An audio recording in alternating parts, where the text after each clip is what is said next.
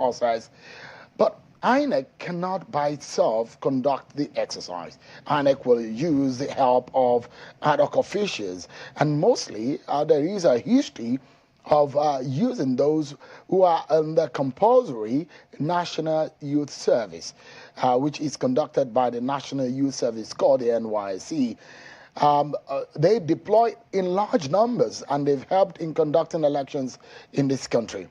So tonight, let's speak with the Director General of the NYSC, Brigadier General Y.D. Ahmed. He joins us live from Plateau State virtually. Thank you so much, DG, for joining us, and it's good to see you. Give us an understanding of just how ready, because I know the usual slogan or the charge for the corps member is something like, are you good to go? And they respond by saying, good to go, good to go, good to go. I remember my days at the NYC camp. So can we say of the UCOM member that tomorrow they are good to go? Good evening, Mr. Sean. We are good to go, good to go, good to go again. What the corps members, our directors, duty directors, state coordinators, INEC scheduled officers, and local government inspectors in this exercise, we are good to go, including the Director General NYSC. It's good to hear that, because a lot of Nigerians out there, they are anticipating, and usually the first port of call or the immediate person that they relate with are the NYC, the corps member. And they've had their own fair share of issues, against those who perhaps are not well informed about the process. What kind of training do you understand that INEC has given them? How long has this training gone for? And how many of them have been trained by INEC? Well, the INEC have given training to the corps members participating in the election. In the first place, the number you are talking about, I think more than 200,000 youth corps members have been trained. And the kind of training given to them is on the manipulation on how to handle the biomodal voters accreditation system, the BVAS equipment. The training have been given to them also on the issue of the kind of disposition, how they are expected to behave, the do's and the don'ts expected of them in their place of schedule of assignment was also given to them. And I think the corps members have received the training in their respective states, including their state coordinators, the INEC schedule officers were also there, and also the local government inspectors were also there. And not only that, we just dispatched some corps members from the camp. For those that were in the camp at the time the training was given, they were given their own training in-camp training by the INEC officials. And I think the training is sufficient, and they are ready for the exercise. We are all ready for the exercise. That sounds very heartwarming that the readiness is there. Is it possible, though, that, DG, that there are people who have finished their compulsory term of service with the NYSC, but you still find them that are useful for the role that they might be playing at the election tomorrow? Do we have any of such category of people within the NYSC?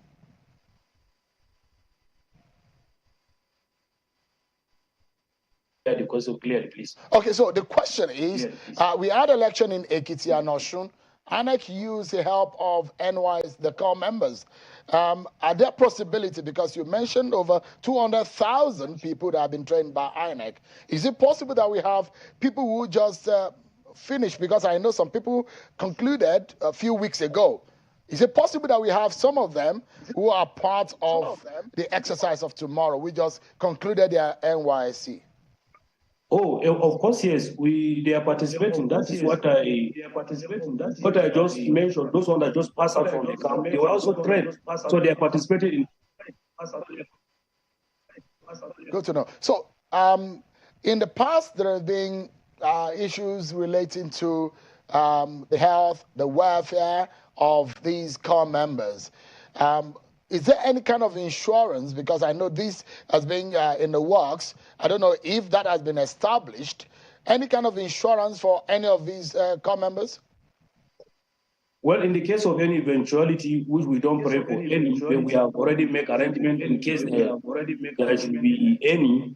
We have assured everybody that is taking part in this exercise, aside their welfare that has been taken by INEC and their security as well. So their security and their welfare is properly taken care of.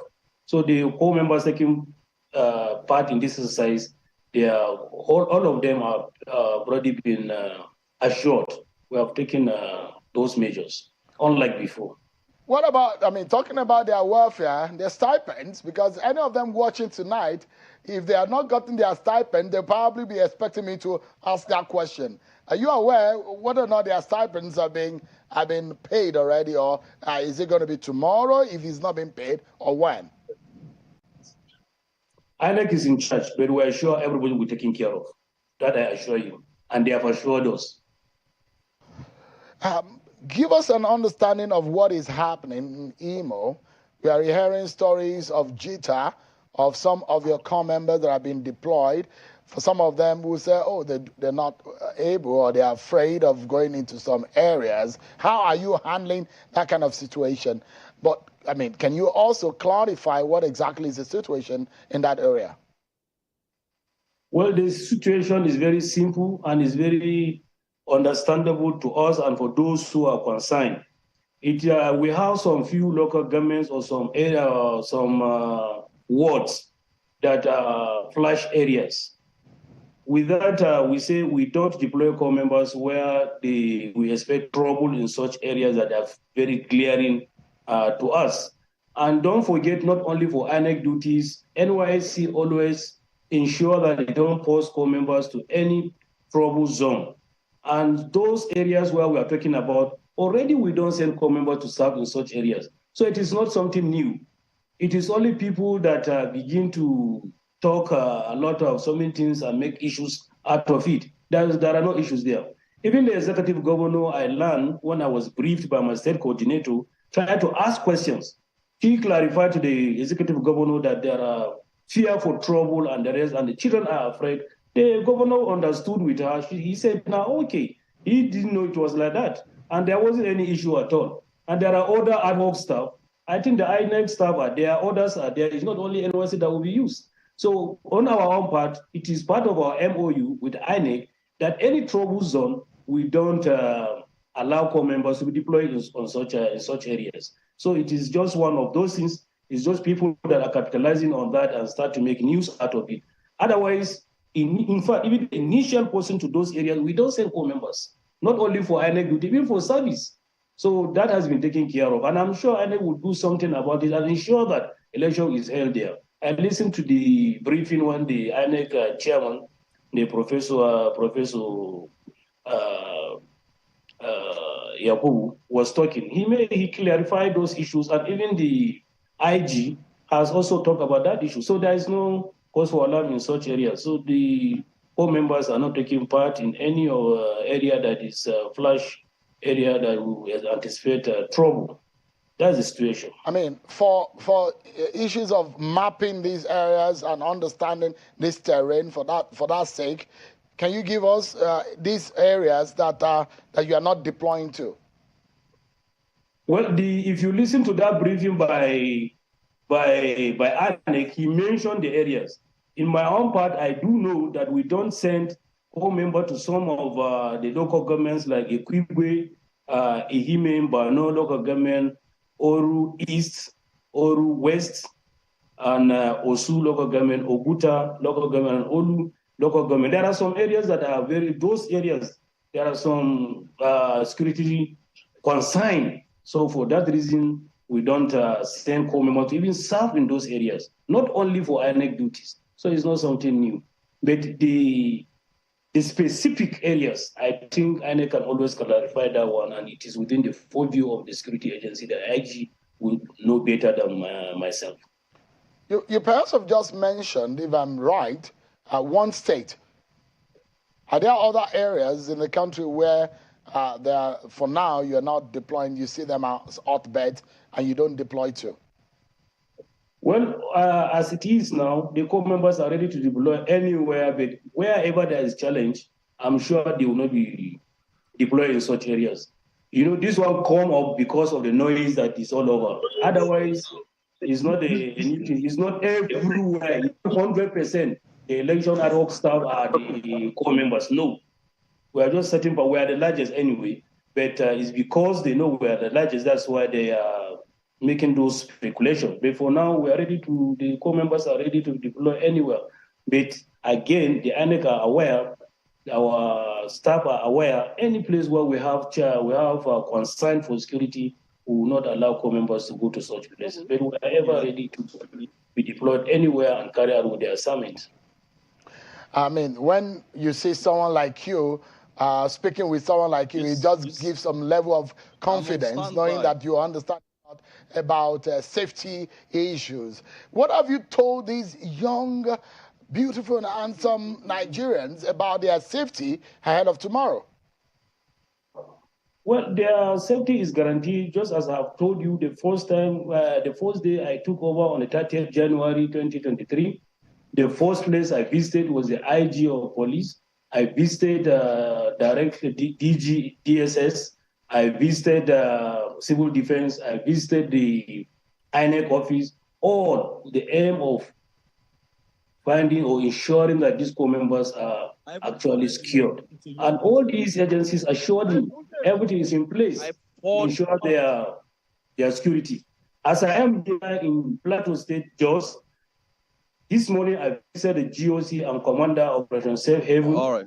I visited the Commissioner of Police. I visited the Director, the State Director in Plateau here and the DSS. They all assured us of the safety, and what we see in place, it is quite pleasing. And we are sure it is all over the country. I have talked to the state coordinators. I've talked to the state coordinators. I've talked to the directors deployed to go and observe what the members are doing. That they should ensure that they meet the security agencies in all the states to get their assurances, to at least strengthen the assurance that we have. And above all, we do not accept gratification. We have told the members, the directors that are with them, the state coordinators, INEC schedule officers, we ensure that they play by the rule. We have spoken to the core members. We have carried sensitization. I've flagged up the sensitization on Thursday, and all over the country, the sensitization awareness was given to these core members. And we are satisfied with the report we are getting back. The core members are ever ready to do their best, just as their predecessors have done. They have made the country proud. They have received commendation from this country and beyond, even from observers coming outside the country. Their performance has always been wonderful, and I think they will be, in fact, we are very ready to ensure that we have established or we continue with the good work, if not better than what we have done before. Fantastic. Sounds like a good way to prepare for this. But were they made to swear an oath of in their line of duty, considering the sacredness of the conduct of the election or the exercise in which they are engaged in? Of course, yes. The day they reported in the camp, all of them swore to us that they will give their best. So everything that they ask them to do, and they are volunteered to do it, they will do to their best. They are on oath already. So every core member you see is already on oath. I believe when you listen to our NYSC anthem, if you can still remember, I'm not asking you to sing it here again. It's a long time now. It's a long time now, but I mean, I should be able to remember. But you can remind us, DG. I know. If I start thinking it, I can still remember I did youth service as well, but since then yours might be longer than mine. My days at the NYC might be earlier than yours. You remember when you say youth? Hello. I'm here. Please go ahead. You remember, the core members have taken an oath to serve under the rain or on the sun, or in the sun, and to accept whatever thing that is given to them by their superiors.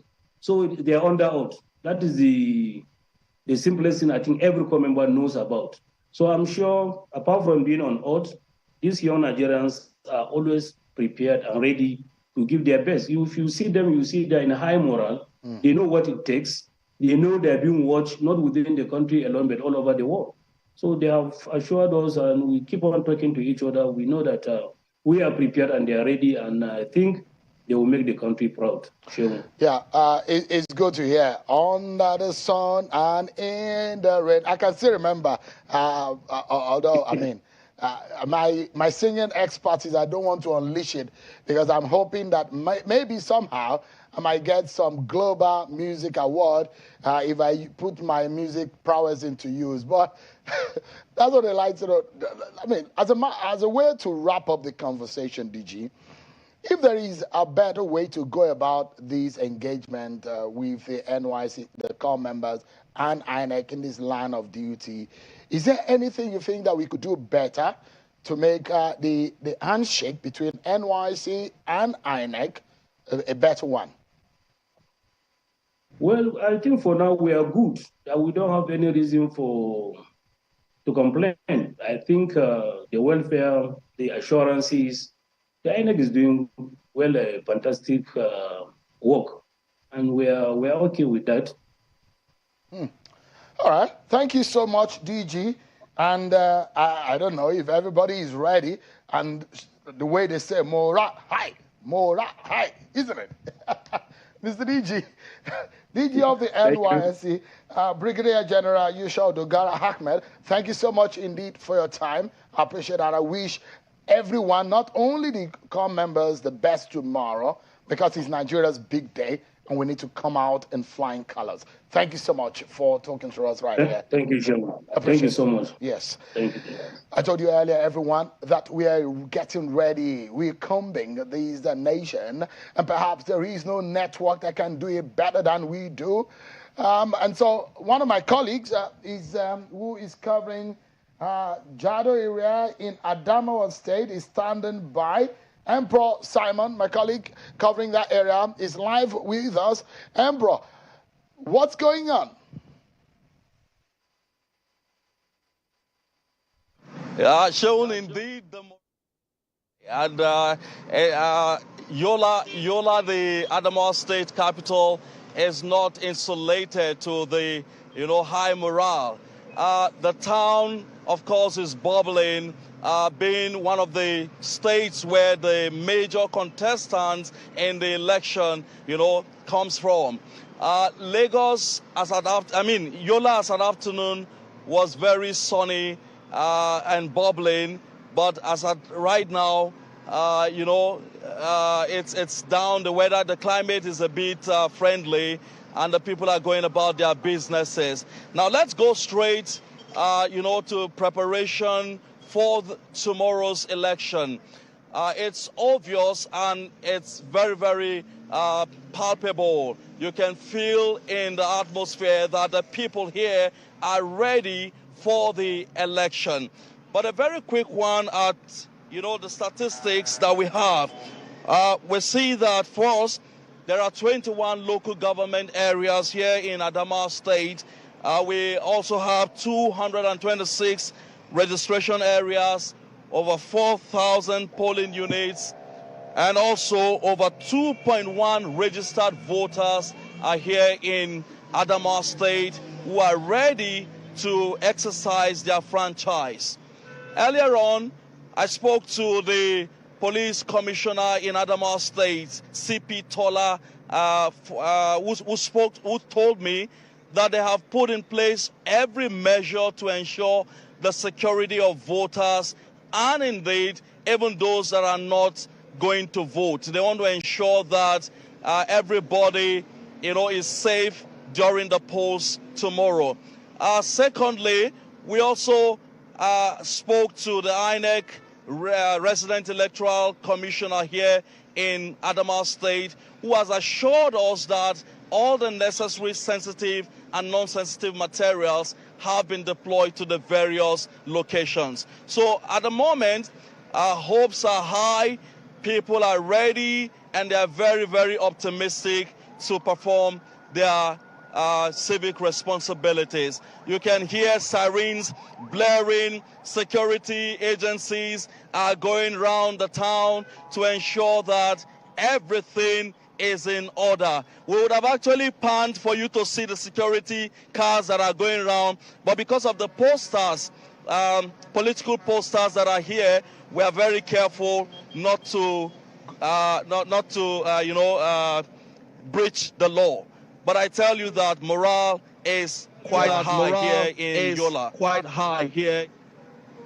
You're looking so bright and sharp too, Emperor. I must confess the fact that I know you've been on a campaign train with some of these politicians covering them. But I can see some of your supporters and your fans behind you also trying to get a photobomb behind you. But give me an understanding. On the eastern part of Adamawa is Cameroon.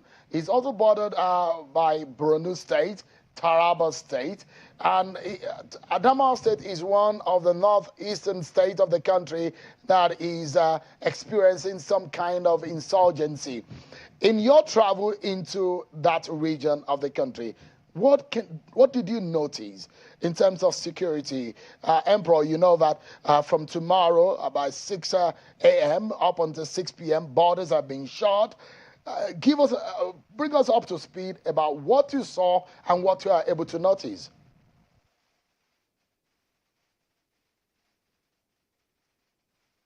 Right, Sean, we know that prior to now, Adamawa State, as well as the many states, the other 6 states in the northeast Nigeria have witnessed some level of insecurity with, citizens being denied some of their, rights and being put through difficult moments. But it seems like there's a bit of, easing. There's a bit of, I would say, security at the moment. As you have pointed out, during the campaigns, we went round the entire, northeast, and there was no moment of security breach, except, of course, for some attacks that, were witnessed in the course of the campaigns from political party associates. But in terms of the general security, I think there is there is so much improvement in the security situation in the Northeast, and this has also increased the confidence of the residents or citizens in this part of the country to come out and do what is expected of them because they are Nigerians and they cannot afford to be disenfranchised. So they are very ready, and security agencies have been deployed to the various states in the Northeast to tighten up every loophole that is already, that might or could be in existence. I think pretty well the security here is in control. It's under control. I beg your pardon. All right, Emperor Simon, my colleague there covering Adamawa for us. It's good to see you, Emperor. Just imagine a few minutes ago, we could see your face clearly, and it does look to me that darkness is here already. Thank you so much, Emperor. Please stay safe and just get some rest, because tomorrow is going to be a long day for you. Emperor Simon, my colleague there in Adamawa State, our reporter covering that part of the country. We take a break, everyone, and when we return, so much more. Yeah, thank you so much, Emperor. So much more to cover for you and so much update. And we have our reporters across the country. You'll be hearing from them. You need to know what we can see on the ground. You may not be there, but we are on the ground. And that is why we are the nation's favorite Channels Television. And we're covering this election for you the best way we can. Stay with us, everyone. We'll be right back.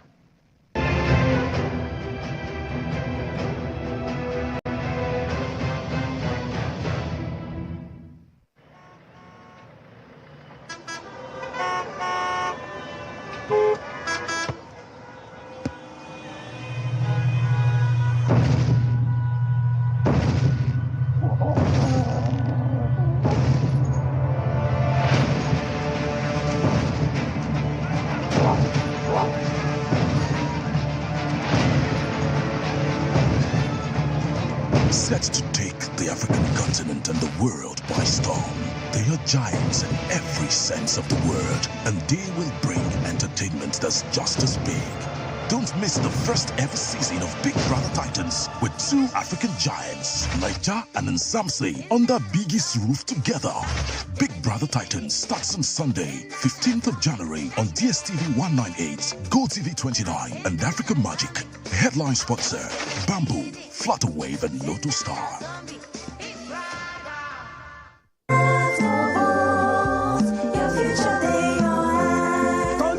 The time don't reach where we go choose who go rule us for Obodo Naija. Election na our life and destiny. Make we come out go vote, plus make we not allow any Ijaguda person cause gbege for that day. You will be Naija youth. Instead of bass goals for election day, make you carry your thumb. Where be your power? Pack and put them for ballot paper. Naija women them. Your thumb feel make even your pikin be presido. People will get disabilities who call, you get the ability to determine who the next presido go be. So therefore, make all of us join body do vigilante so that Kasala no go boss for election day. Sharply go download Just Watch our mobile app for your Google Play Store. Now be the security man where go help us report anybody when we cause Kasala for election day. Now Justice Development and Peacemaker Center JDPMC for Osogbo with support from European Union. They call every man, woman, youth, person with disability we get PVC make them go vote for February 25 and March 11, 2023. Your thumb, now your power.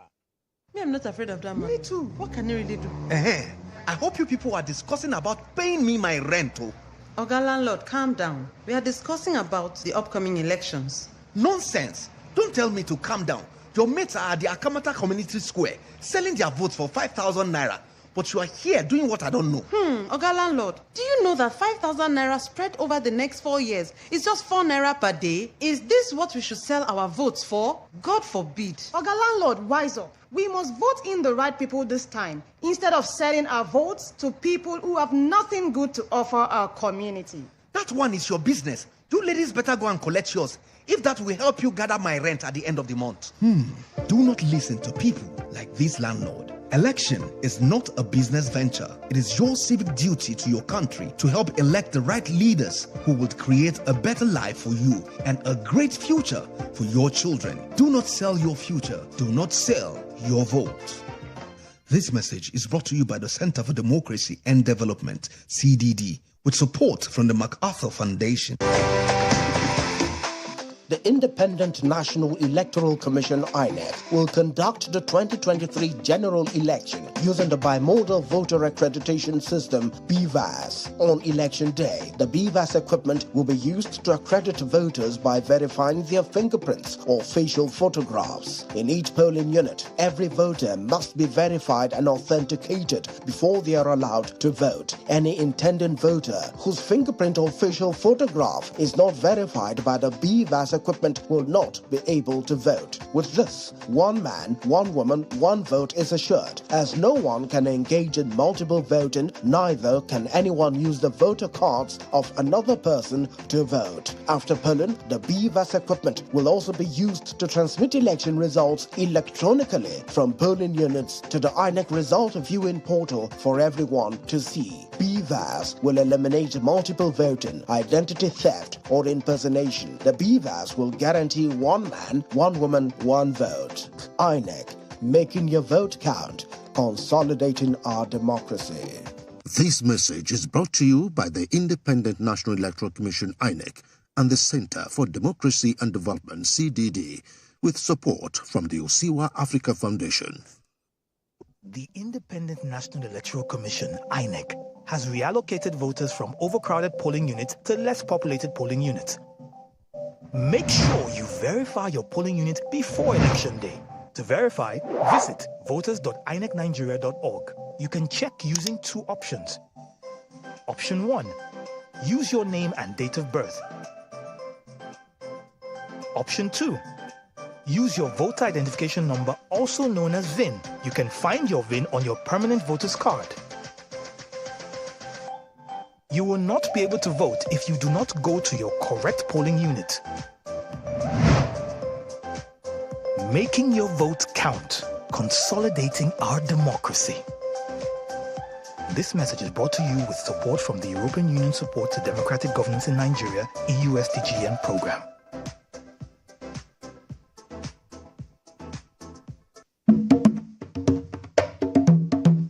what is really happening in Akamata market? It seems these people don't want the election to hold. I hope you're broadcasting to the world must hear. No. Is that how you people share sensitive news like that without verifying it? If I may ask, which news platform published the news? Jojo sent it though. Jojo? Is that not the same Jojo that posted a fake election result the last time that almost caused a riot? You know they forget something. No. In this election season and after, one must be very careful. Or do you want to set the country on fire? Haba. Fake news is a threat to a free and fair election and to peace and security. So, before you share any news, check to be sure the source is credible. Check if there are supporting credible sources. Read beyond the headlines. Check the author. Check the date. Check your biases. Ask an expert or send to a fact-checking organization for confirmation. Say no to fake news. This message is brought to you by the Center for Democracy and Development, CDD, with support from the UK government. Every vote counts. Every moment counts too. Get front row seats to Nigeria's biggest elections yet, with round-the-clock coverage by our super reporters across the country, bringing what may be our closest election even closer to you. Watch the 2023 verdict only on Channels Television.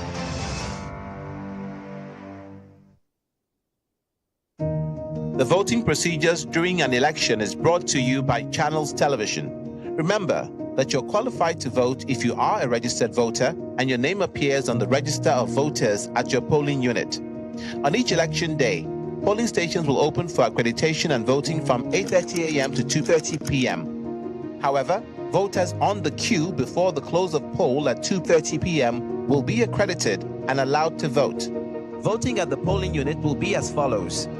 Step 1. At the polling unit, join the queue. An INEC official will check if you are at the correct polling unit and confirm that the PVC presented belongs to you. Step 2. An INEC official will confirm if your PVC is genuine using the BVAS. You will be asked to place your finger on the BVAS. Step 3. An INEC official will also confirm you are listed in the voters' register. Your name will be ticked and your finger will be inked to confirm that you have voted. If your name is not found, you cannot vote. Step 4. The presiding officer will stamp, sign, and endorse your ballot paper. You'll be given the ballot paper rolled with the printed side inwards and directed to the voting cubicle. Step 5. Stain your finger with the ink given and mark the box for your preferred candidate or party. Roll the ballot paper in the manner you are given and flatten it. Step 6. Leave the voting cubicle and drop the ballot paper in the ballot box in full view of people at the polling unit. Step 7. Leave the polling unit or wait if you wish to in an orderly and peaceful manner to watch the process up to the declaration of the result. The result of each polling unit shall be pasted at the unit for everyone to see. Vote wisely and avoid vote buying. This announcement is brought to you by Channels Television, a network built on trust.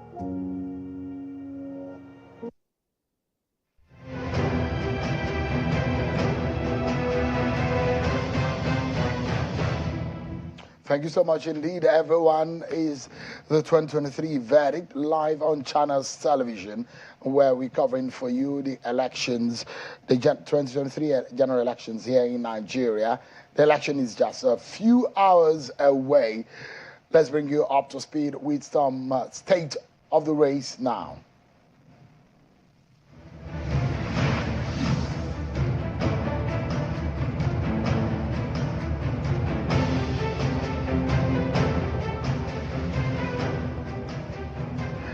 INEC continued with the daily press briefing, which held at the International Conference Center.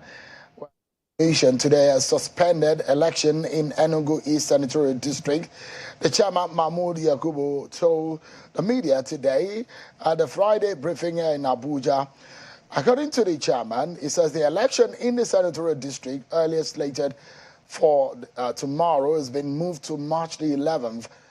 The chairman says that the postponement in the district, which covers 6 local government areas, became necessary with the murder of the Labour Party senatorial candidate for the district, Oyibo Chukwu. He said the Labour Party reached out to the electoral body to convey its intention to provide a replacement and go ahead with the poll at a new date. And the Inspector General of Police, Usman Alkali Baba, was also part of the press briefing today, which was organized by INEC. And he said over 400,000 security operatives will be deployed for the presidential and the National Assembly election.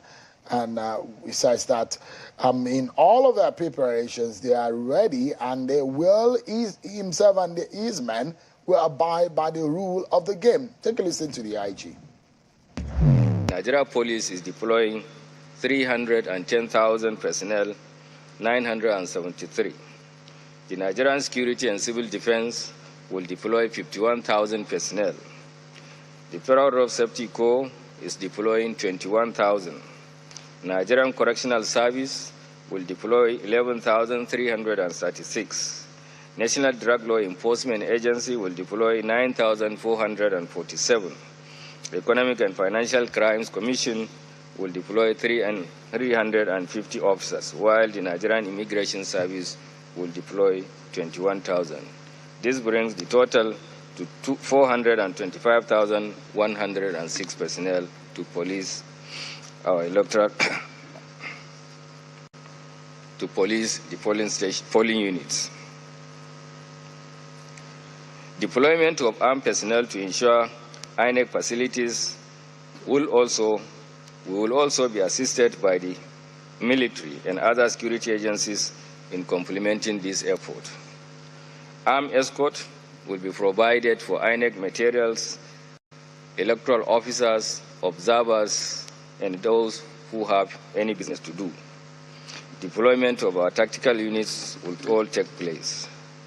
In addition to what we have, we've been able to deploy 74 armored personnel carriers, 74 armored personnel carriers from the police, 37 water cannons, 1,240 patrol vehicles, 50 troop carriers, 50 ambulances, 60 buses, 300 motorcycles, motorized equipment for crowd control, 6 helicopters, 9 unarmed aerial vehicles, 9 unarmed aerial vehicles, that is drones, for mission specific for aerial surveillance.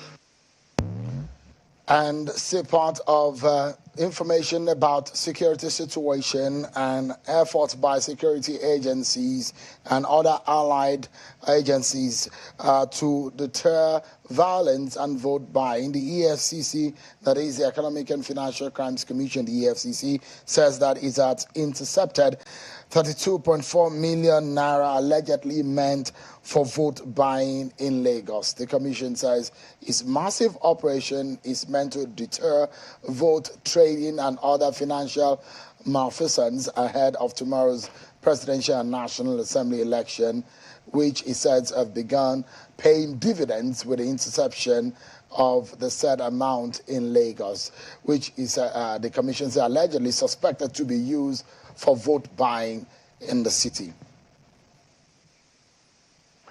We have some updates for you in other parts of the country in the preparations and the readiness of INEC, and this is some stories we packaged for you to bring you up to speed.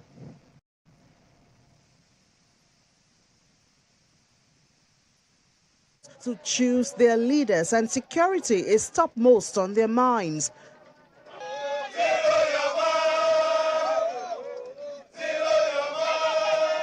The General Officer commanding the 82 Division in Enugu State, Major General Aminu Chinade, has asked residents of the southeast to shun any threat and order to boycott the election. According to him, the army and other security agencies are prepared to tackle any threat head-on. He warns those intending to disrupt peace in the area to have a rethink, as the army will not hesitate to deal with them decisively. Adequate security arrangements have been put in place all over the southeast to ensure that every Nigerian, and especially our brothers and sisters in the Southeast, exercise their franchise and vote without any fear or any concern. Let me reiterate, for those that feel, for whatever reason, that they want to, in one way or the other, disrupt these elections, they are in for a bloody nose.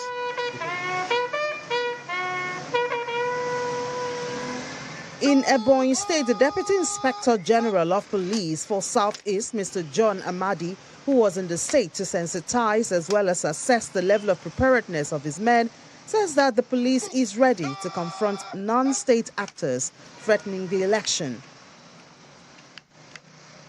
DIG Amadi, however, calls on the people not to entertain any fear and come out on Saturday the 25th to cast their votes. For the past 1 month, we have been on the offensive, doing show of us. The essence of the whole thing is to deter them. We have been carrying out raids. Why are we carrying out the raid? Because we want to deny them base where they can sit down, organize and come and begin to embarrass and, disturb law-abiding citizens. So we are on their trail. Even now, as we are talking, since later, we have been on, on their chase in their various camps. So you can be rest assured that nobody will stop this election. We are very prepared to confront whoever wants to stop this election. His assurance comes as the state has had its share of security breaches, especially as some state actors have touched INEC facilities and police formations, calling on the people not to participate in the coming elections. Meanwhile, the Independent National Electoral Commission, INEC, in Cross River State has started distribution of sensitive materials. The resident electoral commissioner, Professor Charles Iomere, explains that the decision to invite all stakeholders to witness the distribution is to clear the impression of any wrongdoing. According to the REC, 3,281 BVAS have been configured to the polling unit where they will be used. Completely empty.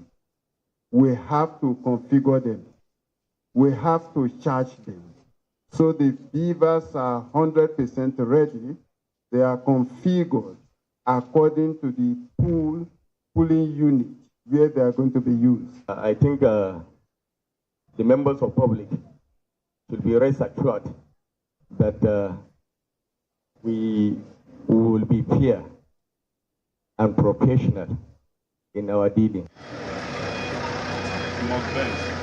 The distribution of sensitive materials continue in Delta State as INEC Residential Electoral Commissioner has received the materials for onward distribution to the representative local government areas in the state in the company of the chairman of Inter-Party Advisory Council, Emeka Bidoku.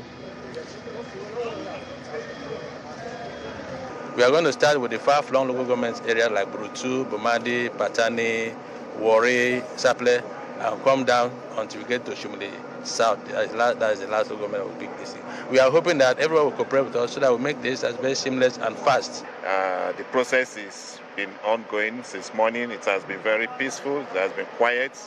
And you can see the party representatives are all here. The INEC Resident Electoral Commissioner is equally here. And everything is peaceful so far. The distribution starts from those council areas in the riverine part of Delta State as the presidential and senatorial materials first arrived without that of the House of Representatives, which eventually arrived about 1 a.m.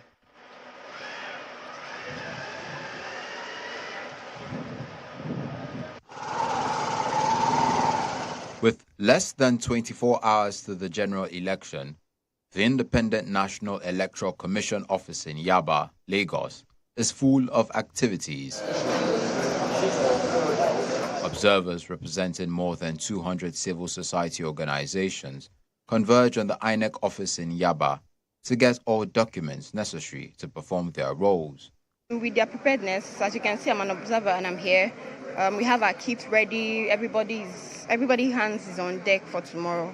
Everything is ready. I don't think, okay, let's say 100%, I will give them a 90. Well, if they have put their logistics in place, they already know the situation beforehand. And they must have made certain arrangements to ensure that those things are mitigated. But if they are prepared and they know what is in play, they should be able to achieve some good results. Yes, they might not have 100%, but at least if you have 70 to 80%, then they are good. Observers will spread out across the country to provide their own assessment on the conduct of the elections. What I have seen, I think we will get more than 80% than what we used to get in the previous elections. Everyone hopes to see INEC conduct a hitch-free elections. What I'm expecting is just free and fair election, which Nigerians are expecting from INEC, which I believe, with what I saw from yesterday, I know INEC is ready. Well, we have to wait to see how it plays out, but I believe they have prepared and they know what the expectations of Nigerians are, and they will definitely, we have to just wait and see. As Nigeria gets set to elect new leaders, the world is waiting to see if the process will be free, fair, and credible.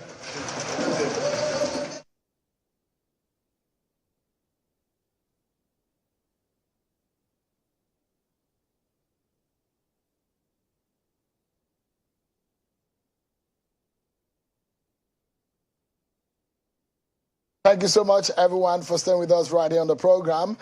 Let's now look into some aspects of the election. And a lot of, I said earlier, INEC is not the only one in this election. Every other person that are putting their hands in this exercise to make sure that it's successful. Let's get some legal perspectives and the views of the legal body, the legal community on this. I'm being joined by the president of the Nigerian Bar Association, Mr. Yakub Mikawi, who is the president of the NBA, Senior Advocate of Nigeria. He joins us live here. Thank you so much. It's good to see you. Thank you, Asham. Good to see you again. Thank you. Yeah, it's good to see you. Would you be monitoring the election, though? Yeah, so we're careful the use of the word. We are not monitoring. We are observing the election, because in observing the election, there are clearly things that we cannot do. We are only, like the word depicts, only permitted to observe. And what have we done? We have 1,020 observers that have been accredited by INEC to observe the election, and these 1,020 observers were pulled from our 128 branches across the country. All of them have been accredited. They've been trained on what to do as observers, what's expected of them. And we have also set up a situation room at the NBA Secretariat on Muhammadu Buhari Way, where we'll be receiving reports from all the observers across the country. We also have developed an application that would not only help in uploading the information that our observers are going to send to us, it would also help in the verification of the content of the information. For instance, all those forms, it's a web-based form, so where you are sending the form from, it will tell us the location. It was also, we also have a graph at the end of the day that will tell us the nature of reports that we have received. If it's the pictures, we would have a graph telling us the percentage of pictures we received, and then the nature of the infractions, if any, that have been observed by our members. And we as Nigerian Bar Association, we are interested in a successful conduct of the election. And we appreciate our responsibility in the conduct of elections. That is why when we came on board, we're very clear to tell Nigerians that there is one thing that we owe Nigerians. We told ourselves, as members of the legal profession, we owe Nigerians sincere participation in the election process. And by that I mean, even as you go to the polls, you conduct yourself well as an electorate, as someone who is entitled to vote. If you participate in the pre-election matters, you also have to conduct yourself well. Similarly, the conduct of the post-election matters. There is no way you can start and conclude the elections without the participation of members of the legal profession. And so one thing that we are doing as a bar is to make a commitment to Nigerians that we would participate honestly and sincerely in order to get a free, fair, credible, and verifiable elections. And that is why we are partnering with INEC like we have always done, to make sure that we, in whatever way that the Nigerian Bar Association can support and lend its own expertise and skill in helping INEC to succeed in this bid, we are prepared to do it. Interesting. It does look like NBA is preparing for this election as though you're taking a front role in this exercise. Yeah. How critical is this election for Nigerians? Well, it's critical to the point that the Constitution recognizes the right of every Nigerian to express a choice of who leads him. That is how critical it is. It can't be more than that. It can't also be less than that. It's a constitutional matter. It is a constitutional right that is conferred on every Nigerian, and it is with that understanding that we are approaching this particular issue. That is how critical it is, Sharon. If you're gauging the enthusiasm or the readiness or the mindset of Nigerians about this election, how would you rate it? Well, it's difficult to pray into the minds of Nigerians. But I mean, you can feel from what people say, from how they interact and all of that. Exactly. I mean, compared to other elections. Well, it's not quite different from other elections. I can only say that this time around, there seems to be more awareness. There appears to be more participation. We expect to see more people troop out to go and express the choice for their leaders this time around. I mean, there are some skepticisms here and there, but by and large, people are excited. People are looking forward to the election. And I am also looking forward to something exciting for Nigeria, an election that is going to give us an opportunity to actually express our choice of who leads us within the limited scope of what we have in the Constitution. We do not have the best of frameworks to usher us into what I would consider a free platform or free atmosphere for us to express our franchise, given the constitutional framework that we have. But within that limitation, I think that Nigerians are looking forward to an exciting moment starting from tomorrow when they will troop out to the polls to elect their leaders. Legally speaking, do you hold the view that, what's your view on the legal framework that is giving us a background into this election? How would you assess the legal framework into these polls? Well, so legal framework, you have to look at a couple of things. How did we even get to the choice of those who would contest election on the platforms of the political parties? Why are Nigerians restricted to expressing their aspiration into any of the elective offices on the platform of a political party? Why must it be so? So you don't have an option. If Shehu wants to contest for the presidency of this country, Shehu would have to find a platform, a political platform. Why can't Shehu, if we all agree that Shehu is a good material to represent us, why can't we have Shehu without going through the bottlenecks of the political parties? And we all know what happened in the political parties, how that you have to really struggle to get a ticket. Sometimes you find someone who has been in the party for a long time having to port to go to another political party because for some reason he's not able to get that ticket on that party. So if we have people, not those who jump from one political party to the other, but on the basis of merit, and we know that when they get there, they are going to give us their best, they are going to represent us very well, they should go on the platform of the independent candidature and express that franchise. So we have that limitation going into the selection of those who would even contest. But that's a constraint. It's a constitutional provision. It is a constitution. Which the Constitution says you must be a member of a political party. So it's also a limiting factor. I consider that a limiting factor is a legal framework. Why is it that we should have so many cases go to court if they have to do with disputes between members of the political party? It clogs the courts. This time around, under the Electoral Act 2022, all the matters that should have been heard by all the courts, Federal High Court, State High Courts, and FCT High Court, are now concentrated on the Federal High Courts. So if you had about 700 judges that were supposed to attend to these matters, now you have just about 78. That is, should all the judges of the Federal High Court attend to the pre-election matters. That is up to something that we need to look at. We also need to look at the points where some election matters should stop. Why must certain matters go all the way, even pre-election matters go all the way to the Supreme Court? The Supreme Court, in the last couple of maybe weeks or months, have been delivering for every judge, maybe delivering 10 judgments. That is taking a great toll on the court. So many other cases are suffering. And you have people who have their cases pending in the Supreme Court for upward of 2 years. Exactly. And not being heard. Exactly. So, and those cases But is the important. NBA doing anything about this? I mean, in the first place, this may be a little diversion, but I mean, it's as important as part of, as the conversation we're having. The Supreme Court is not absolutely constituted. And a few other courts also are complaining about the constraints that they have in terms of the workload on the judges. Exactly. What is the intervention of the NBA? So we have in several fora called on the executive, because now that bit also rests with the executive to make sure that, for instance, the full complements of the Supreme Court is 2021. We have just about 13 justices. Some of them would be retiring.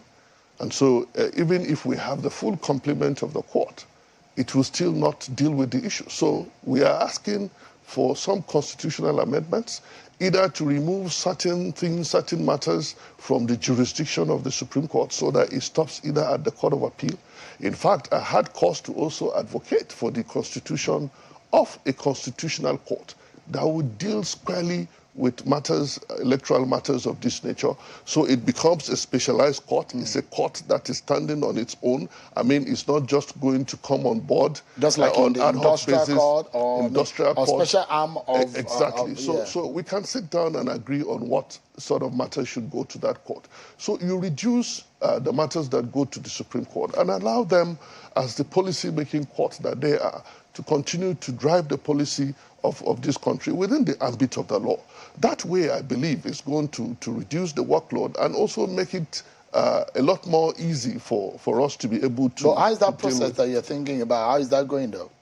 Well, I mean, when I came on board, even before I came on board as president, I had made some with the constitutional amendment process that went on with the 9th Assembly. I participated. I did submit a representation asking for some constitutional amendments, and that also included this aspect that we are talking about. And I know that there has been this call on government to do that. So we would continue to push for the constitutional amendments that we require, the amendments of the law in terms of the subject matter that goes to the court, maybe in terms of the creation of a special court to attend to these matters, and all that we need to do just to make sure that we create a healthy atmosphere. Whenever we have a conduct of election, I mean, certain electoral jurisprudence by itself seek to discourage litigation. So we must take advantage of our laws to make sure that we drive that into the consciousness of the political gladiators so they begin to accept the result. And that way we begin to have less of heating up of the polity. Yeah. Let's take a breather. But Mr. President, when we come back, I'd like to get your views. This is the first time the Electoral Law 2022 will be put to test. BVAS has been said to be a game changer. I'd like to know your views. Just help me prepare your mind in answering all of these questions. Plus, what do you make of the, how would you assess INEC and the security agency? Are they following the dictates of the law? What is the position of the NBA as far as this election is concerned? That's going to be in a moment with my conversation with the NBA president on the 2023 verdict, live here on Channels Television. We'll be right back, everyone.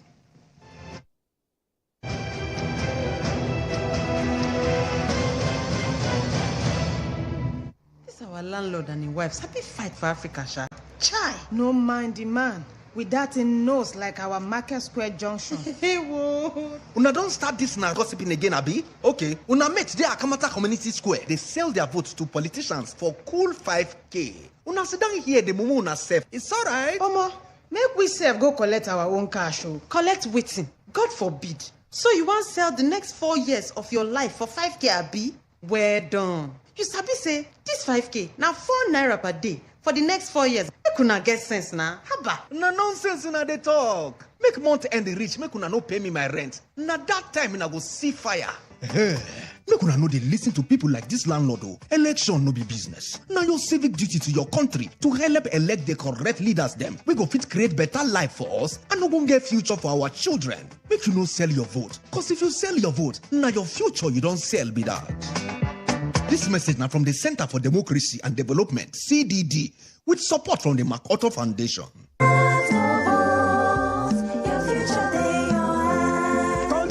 The time don't reach where we go choose who go rule us for Obodo Naija. Election na our life and destiny. Make we come out, go vote, plus make we not allow any Ijaguda person cause gbege for that day. You will be Naija youth. Instead of bass goals for election day, make you carry your thumb. Where be your power? Pack and put them for ballot paper. Naija women them. Your thumb. Feel make even your pikin be presido. People who get disabilities who call, you get the ability to determine who the next presido go be. So therefore, make all of us join body do vigilante so that Kasala no go boss for election day. Sharply go download Just Watch our mobile app for your Google Play Store. Now be the security man where go help us report anybody when we cause kasala for election day. Now Justice Development and Peacemaker Center JDPMC for Oshobo with support from European Union. They call every man, woman, youth, person with disability we get PVC make them go vote for February 25 and March 11, 2023. Your term, now your power. My brother, my sister, on a day, listen make I clear on a well.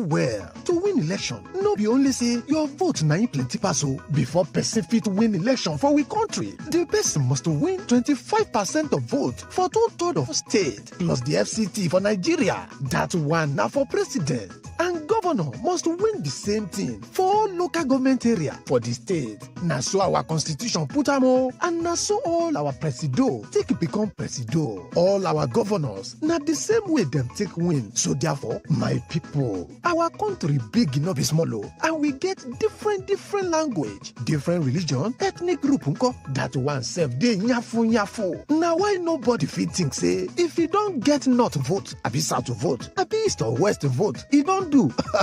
Na lie yo, except you collect vote from all over the country, you just dey bobo yourself. Make una tell everybody, make everybody for know now, make you no for cause fight tomorrow. Na Center for Democracy and Development, CDD, with support from the Foreign, Commonwealth and Development Office, FCDO, bring on this message. My name is Austin Azuko Kocha, but you all call me JJ. That's because I was so unstoppable, they named me twice. During my days as a professional footballer, I played as an attacking midfielder. When I was a kid growing up in the cold city of Enugu, I had just one dream, and that was to be an unstoppable professional footballer with titles and records to my name. Yes, I went ahead to win titles in Europe and Africa during my playing days. Those days, there were times when it was difficult for me to perform due to injuries or when it seemed that I was out of form. But you know what? I never stayed down. I remained unstoppable. In fact, I always came back better, dribbling in an unstoppable way, assisting goals and scoring goals. No one could stop me, not even malaria, when mosquito bites. Now you too can be unstoppable if you use Lonat against malaria. Lonat, a combination of Artemether and lumefantrine. Lonat, be unstoppable. In an effort to reduce overcrowding and ensure stress-free voting experience on election day, the Independent National Electoral Commission (INEC) has moved voters from overcrowded polling units to less congested ones within the same location. All eligible voters can visit cvr.inecnigeria.org/VVS or voters.inecnigeria.org to confirm the polling unit where their names appear on the voters register to vote on election day. Also note that the list of eligible voters in each of the 176,846 polling units will be physically displayed at each polling unit nationwide before the day of election. INEC is therefore encouraging all eligible voters to verify their polling unit using the various options before they go and vote on election day. This message is brought to you by the Independent National Electoral Commission (INEC) and the Center for Democracy and Development (CDD), with support from the Osiwa Africa Foundation. The 2023 general election is here, and we want you to share with us how you feel and what you see about the processes and activities of the election. Send a well-taken photo of yourself with your PVC or even your inked finger after voting. Send to these social media handles using this hashtag or to our email 2023verdict@channelstv.com and be a part of the 2023 verdict coverage on Channels Television. Take a picture, vote, and be counted.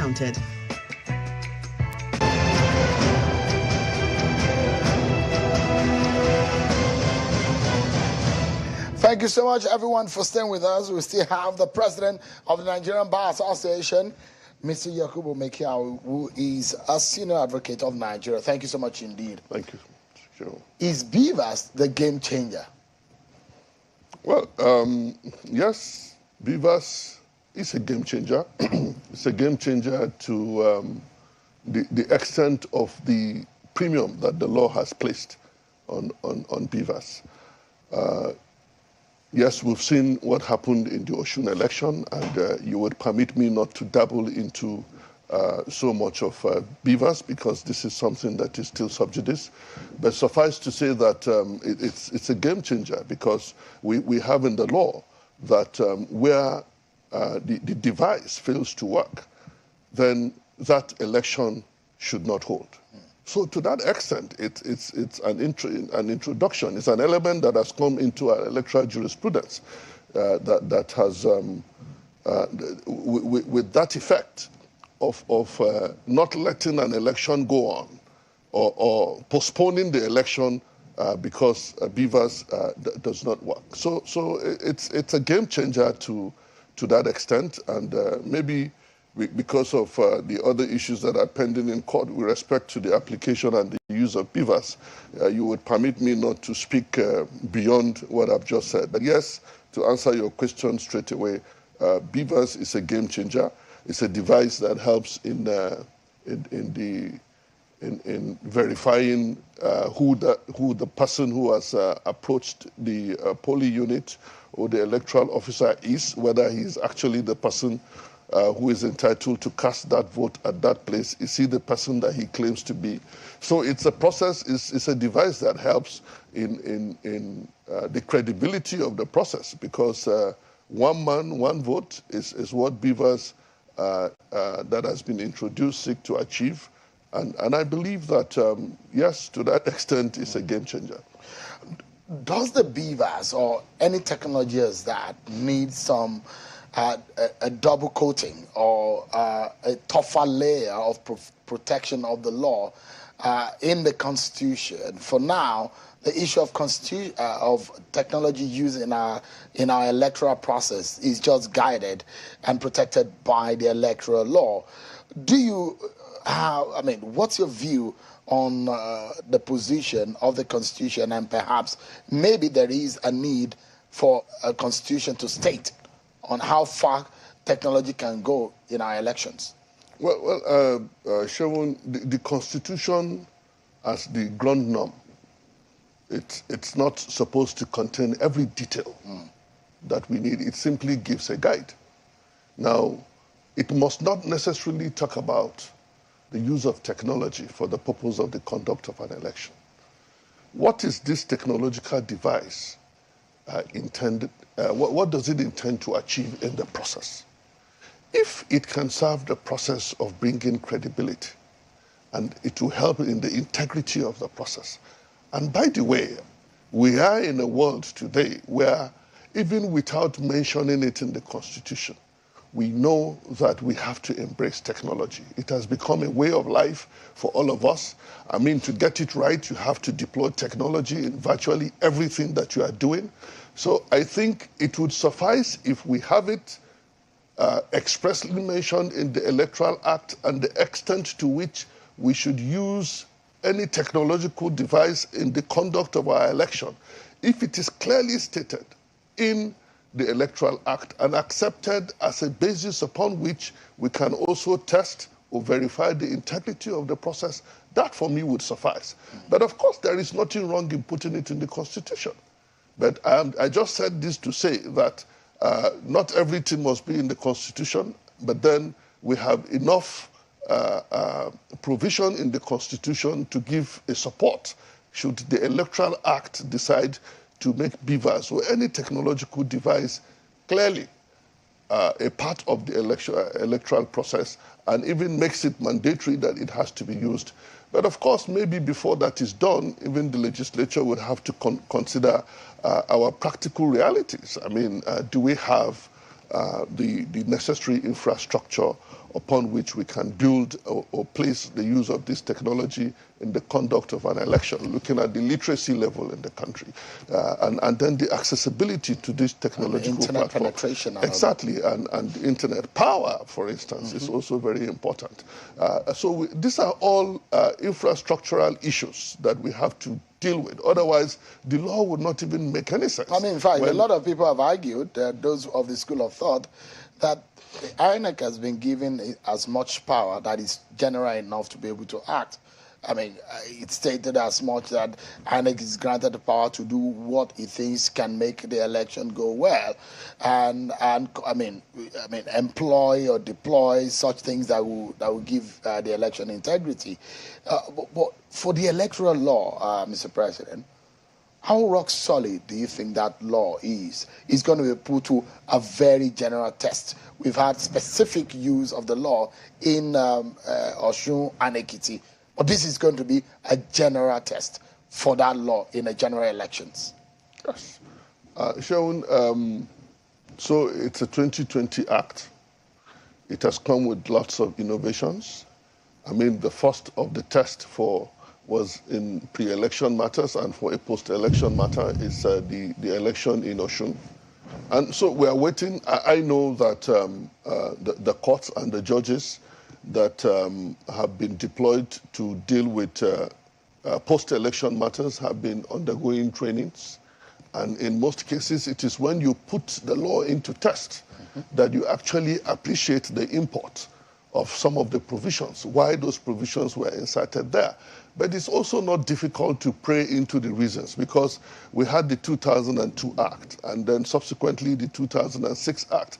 We also now came and graduated to the 2010 Act. All of these subsequent amendments that happened, let's say from the 2002, of course, we had the previous, even the electoral decrees that ushered in the 1979, maybe 1977 decree that did that. So it's always in the use of the law that you discover that certain gaps are in that law, and you need to make an amendment of the law to deal with certain mischiefs, that you have identified in the previous laws. So you can see that happen between the 2010 Act, Electoral Act, and the 2022 Act.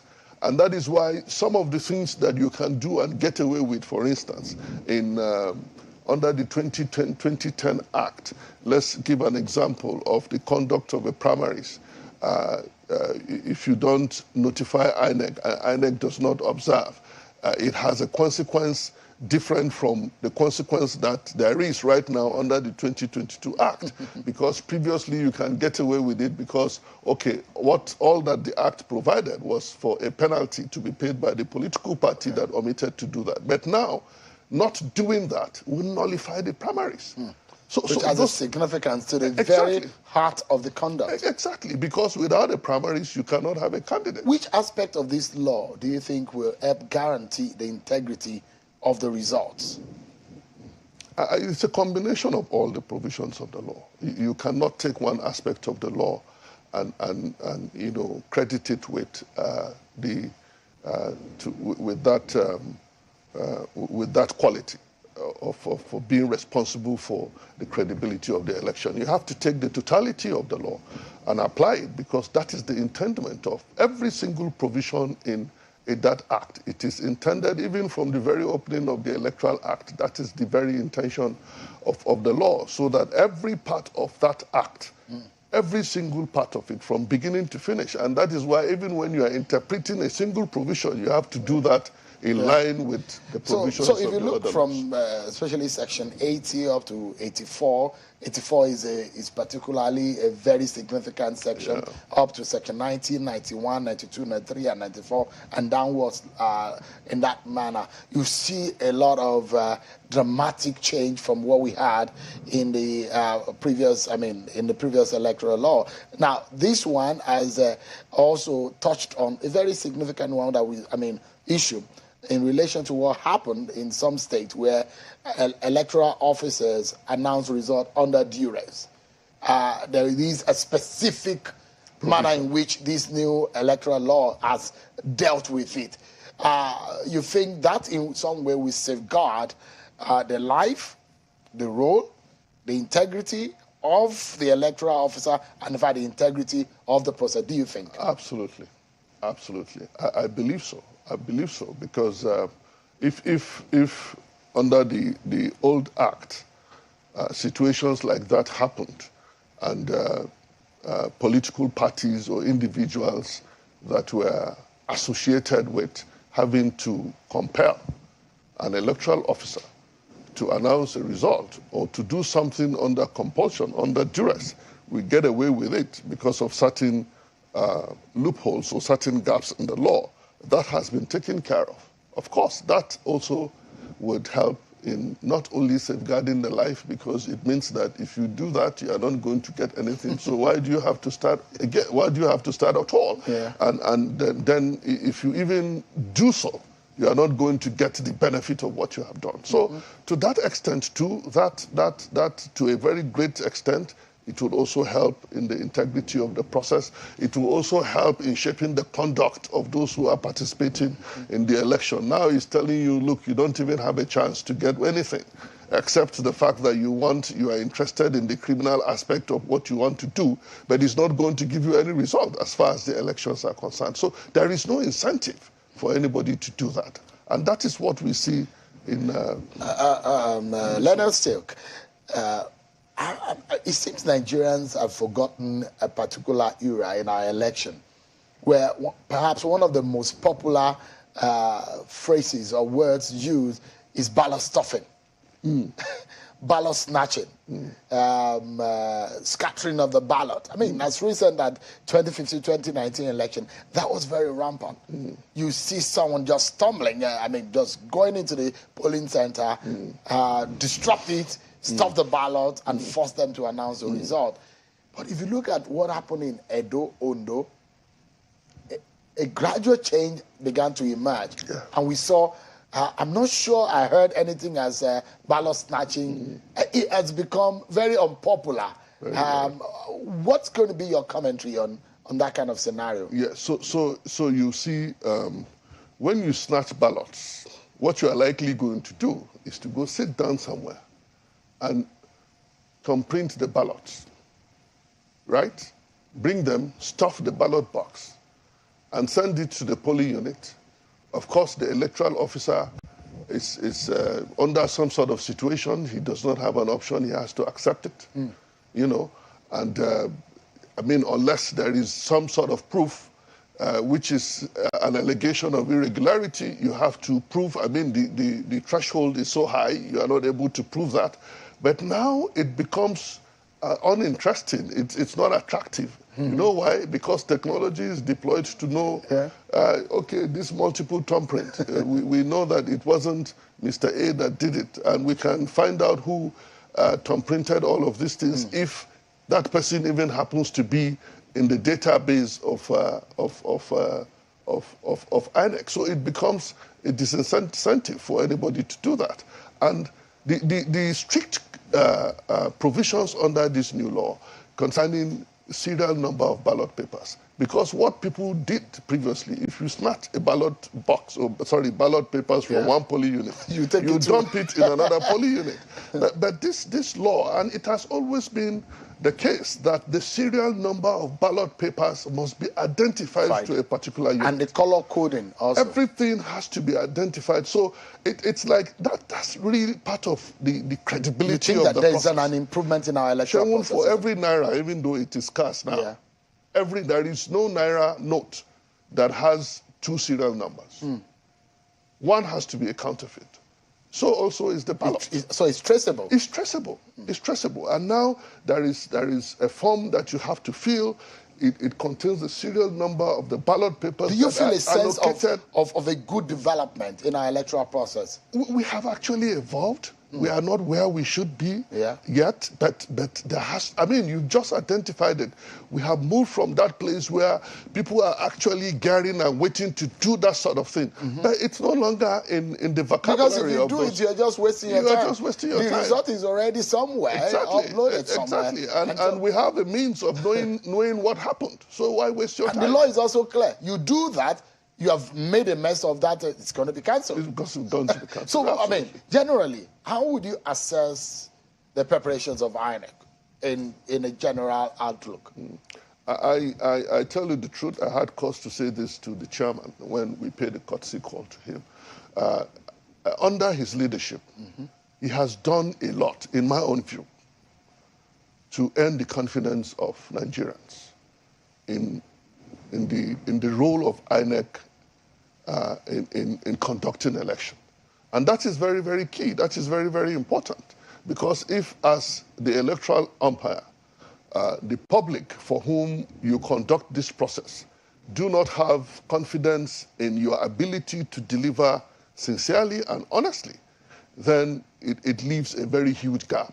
It becomes a problem. That means for every result that is turned out by the act of INEC, there is going to be a contest.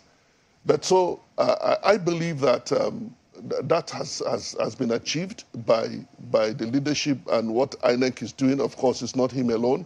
It's everyone that is working with him, bringing their hands together to do this. He has enjoyed that. And I believe they are prepared. They are prepared. I was at the signing of the peace accord, and he was very confident to declare to Nigerians that they are ready, and that their loyalty is to Nigerians, their loyalty is to the people of this country and to the constitution of this country. And I believed him when he said so. When any system has the confidence of the people, without any force or any kind of extraordinary attention, the system will work. Sorry. And I hope that tomorrow's exercise will just go smoothly. Let's bring this conversation home. Just about two or so questions before we wrap up.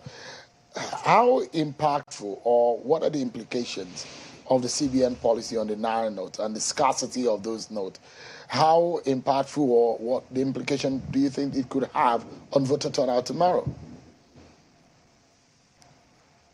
Well, this is a tricky question. There is currently pending a matter in the Supreme Court. Different views have been expressed. If you permit me, I'll only tell you what we did as NBA.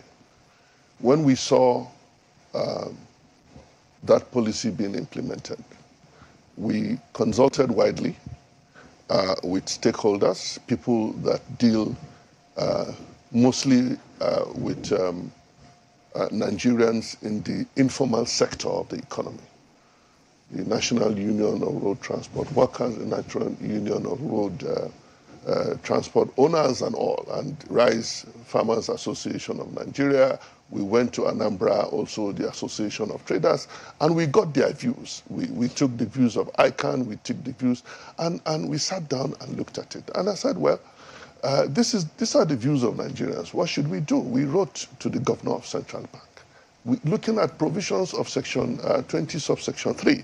And we noticed in our own letter that all the information, all the public notices that were issued with respect to the naira design, there was no specific mention of what happens after, at that time, the 31st of January. That is, what happens to the notes after they have ceased to be legal tender. And we said there aren't sufficient information out there in the public. And because of the shortness of time, people are becoming agitated and there is panic in the system. So it is important for a notice to be pushed out there to let the people know that even though these notes will cease to be legal tender, but there is a provision in the law that says that I have a right to come to CBN, make a demand, and that note would be redeemed by me is a statutory obligation. We did that, wrote to the central bank. We also sent that same letter to the Minister of Finance. We paid a courtesy call on the Minister of Finance. We wrote to the CBN to ask for that courtesy call. We haven't gotten a response as yet, but we saw the minister and we spoke to the minister about it, and that this is the position of the Nigerian Bar Association. What were we doing? As a bar, we believe that we have the responsibility, and with all Nigerians giving direction with respect to matters of this nature. That is what we did, and I would request that you permit me not to go beyond this with respect to the issue of naira redesign, whether or not, but it's obvious that people are facing hardship. But could it affect voter turnout tomorrow? Well, if I don't have the naira to move from point A to point B, and I know that there are people who suffer hunger as a result of this, then perhaps there may not be the motivation for me to even step out and vote. But that would depend on the individual experiences in this regard. My final question perhaps would be on my interview with the EFCC chairman about 2 nights ago, and who said, I was asking about the arrest they made in Ekiti and Osun State for those who are buying votes, allegedly buying votes, and there is another 32 million or thereabout that was seized in Lagos today, allegedly meant for vote buying. When I asked about the prosecution of these people, he said there were some issues they had in court, and because, according to him, there were no fiat from INEC to prosecute that matter. That is a bottleneck, and it comes to the issue of electoral offenses and how such is going to be prosecuted. There are those who believe that there might be a huge vote buying in tomorrow's election. What would you suggest is a way to deal with this situation as far as our laws are concerned? Well, so being found with money, and there are several things that that can amount to. Suspicion that you are buying votes, and also some other offenses that may arise from that particular conduct of the person that is found with that money. I think what I would advise is to just look at the provisions of the law and situate what the law has provided within the context of what the person has done. And if that amounts to an offense, because before you can take anybody to court, that particular act that you are accusing him of must be one that has been made an offense by law. There must be a law somewhere that said that is, if you do this, then it is wrong. Otherwise, you can't even prosecute that person. That is a constitutional requirement. So you go to the laws. What has this man done? Is it an offense under this law? What has this law provided? Who has the power to prosecute? How is this prosecution to be done? Before which court should that person, which court has jurisdiction? I think it's very easy for us to know exactly what we'll do with respect to the things that we have found that Nigerians or any Nigerian has done, which we believe is contrary to the provision of any law. So you don't leave it to just your whims. You look at the law and find out exactly what the law has provided. If the law said that is this offense or describe the offense, you take that person before the court that has the jurisdiction to deal with that issue, and that would be my suggestion in this regard. But I should also say that the Nigerian Bar Association condemns vote buying. It is wrong, it is illegal, it is unlawful, it is something that is going to impact negatively on the electoral process. We condemn it, we are completely opposed to it, and we said to the INEC chair that the Nigerian Bar Association is prepared to partner with INEC in whatever way to support INEC in making sure that matters of this nature are dealt with, and in whatever way too that the Nigerian Bar Association can support INEC to succeed in delivering a free, fair, credible and verifiable election. He can count on the Nigerian Bar Association, and that is what we are doing. We are putting together a team to even offer pro bono service for INEC. in this regard of our pro bono service. Yeah. And that's because we are changing the mindset, not only of lawyers, even the perception of the public on lawyers should begin to change. We shouldn't just be reputed for how much money we charge for the cases that we do. We should begin to be seen as those who chart the course for the people. Because if you remember, and I think I mentioned it either with you or one of your colleagues, I said it was Sapara Williams who said that the legal practitioner lives for the direction of his people and for the advancement of the cause of his nation. For lawyers to participate in this process pro bono, it is living for the advancement of the cause of this nation. A cause that is noble, a cause that is going to bring benefit to every Nigerian, a cause that is going to be responsible for the growth of our political, our polity, and also the growth of our economy. And we're offering direction to the people. That is exactly what we did with the letter we wrote to the CBN.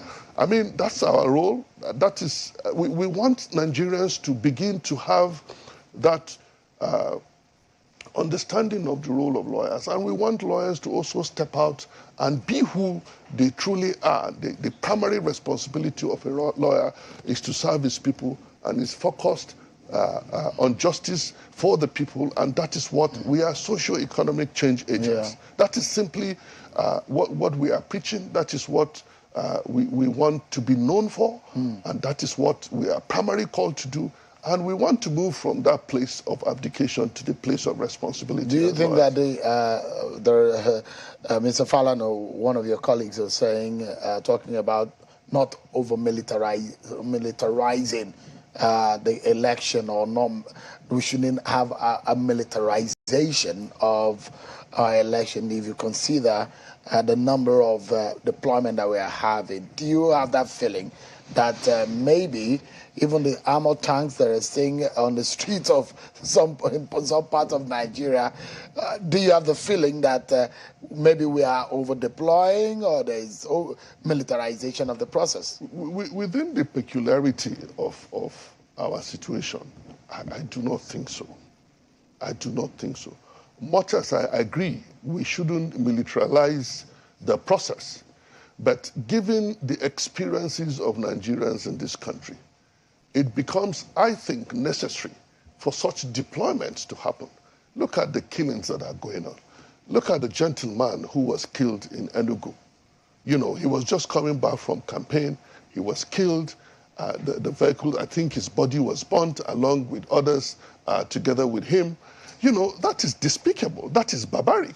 I mean, we've seen cases where, for instance, judges who just stepped out of court were shot dead.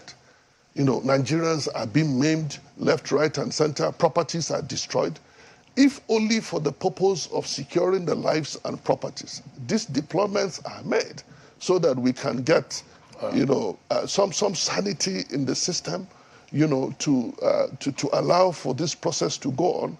I mean, that should be allowed. All right, thank you so much. Do you have any toll-free number or any number to call? Yeah. Should there be any issue? We have a toll-free number. The number is 080-0333-1111. So 080-10-333-111. Okay. So for those who see something and they want the intervention of the NBA, they can call this number. Call this number. We'll be there until these elections are concluded. We like you said, we have such a wide reach, 128 branches across the country. You know, 36 states. 36 states with FCT. And you can see my heart. I belong to the Abuja branch. Abuja branch. We are all geared up and ready for this election to observe. And what we are doing is to make sure that whatever we see, we report. And whatever Nigerians see, we urge them to also report, call us. We will take up those complaints and we will deal with them within the remit that we are allowed to do. Sure. The president of the NBA, Mr. Yakubu Mekiao, thank you so much indeed for coming, and I wish you and your colleagues the very best. Should you find something out, we would like to have you back to review the process, since we're having a preview of the election, on the eve of election. Thank you so much indeed. Thank you so much, I appreciate it. It's good to see you again. Thank you. We'll take a short break, everyone, and when we return, what is the police doing? If you have any complaint in any part of the country, send me those messages, and we will be able to get the police to react to it right there on the program. INEC also will be speaking to us on the program as far as the preparations are concerned, what is happening in Enugu, the postponement by INEC, the missing logo on the ballot paper, all of these issues, because we're just a few hours away, and so many questions on your mind, we have answers to some of them. Stay with me, everyone. We'll be right back.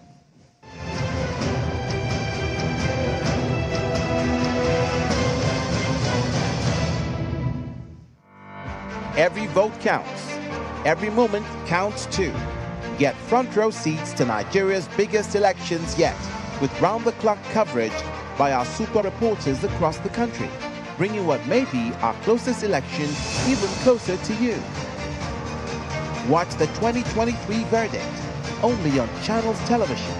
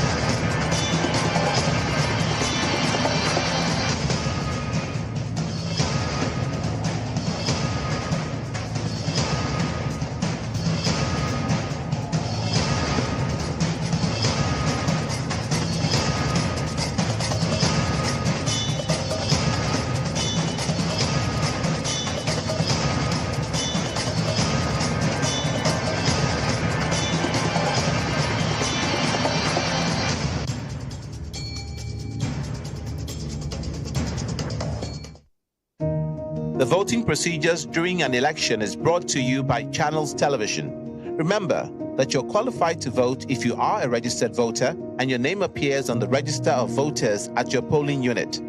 On each election day, polling stations will open for accreditation and voting from 8:30 a.m. to 2:30 p.m. However, voters on the queue before the close of poll at 2:30 p.m. will be accredited and allowed to vote. Voting at the polling unit will be as follows.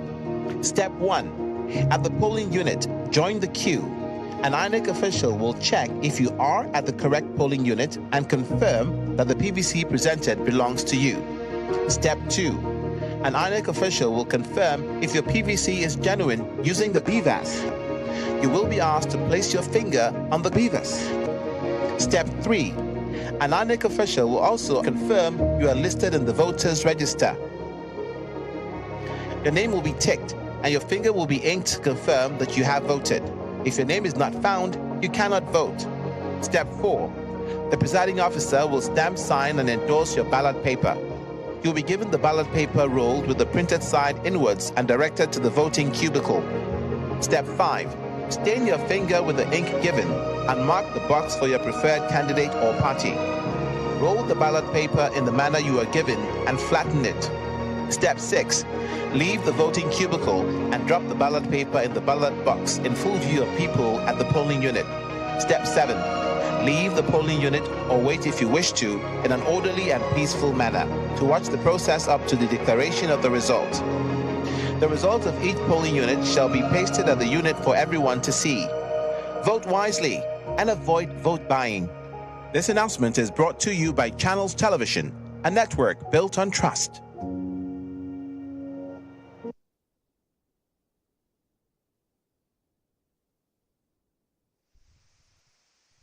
2023 general election is here, and we want you to share with us how you feel and what you see about the processes and activities of the election. Send a well-taken photo of yourself with your PVC or even your inked finger after voting. Send to these social media handles using this hashtag or to our email 2023verdict@channelstv.com and be a part of the 2023 verdict coverage on Channels Television.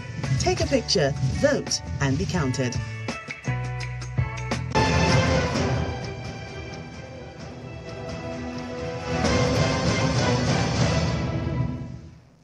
Nigeria's constitution, like America's, begins with this simple and profound idea: we the people. And during this election, you, the people of Nigeria, have a chance to make your voices heard, to choose your future. The United States does not support any individual candidate for office. But we strongly support a peaceful election that reflects the will of the people of Nigeria.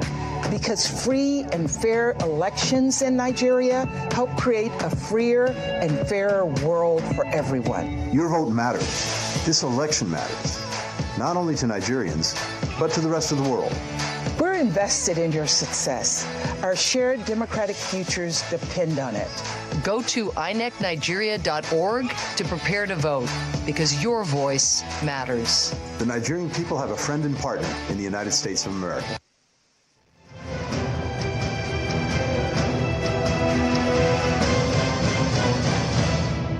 Thank you so much, everyone, for staying with us. We'll be looking at the preparations for the conduct as far as INEC is concerned, and also the Nigerian police and what they are doing.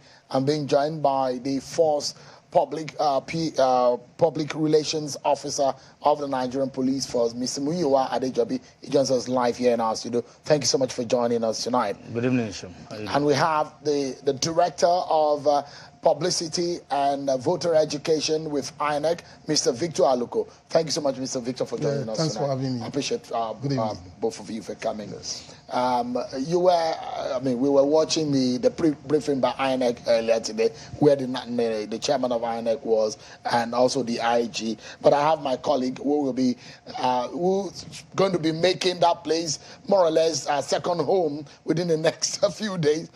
Linda Akibe, my colleague there, will be covering the International Conference Center, which is the National Collation Center, is live for us to give us an idea of what is going on there. I wanted to come to you earlier, but I was told that power was taken out of there. What is the situation of things, Linda?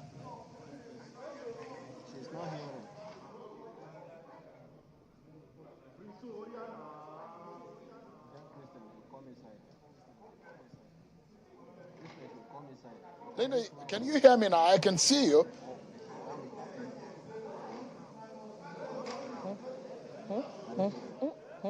All right. Oh, dear.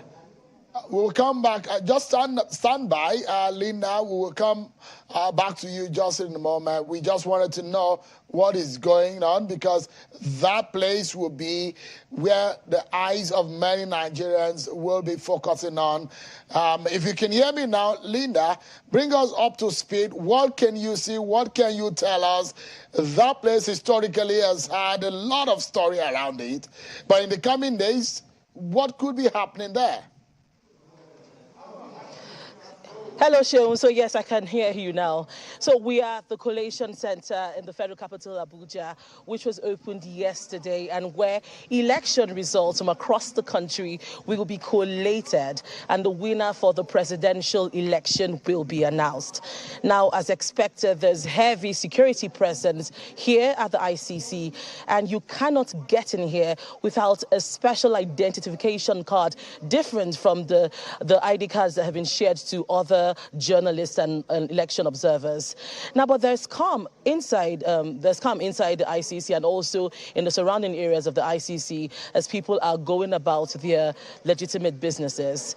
And there's still some work going on in the hall to prepare it to receive the many journalists, observers, and everyone that will be coming in from tomorrow evening.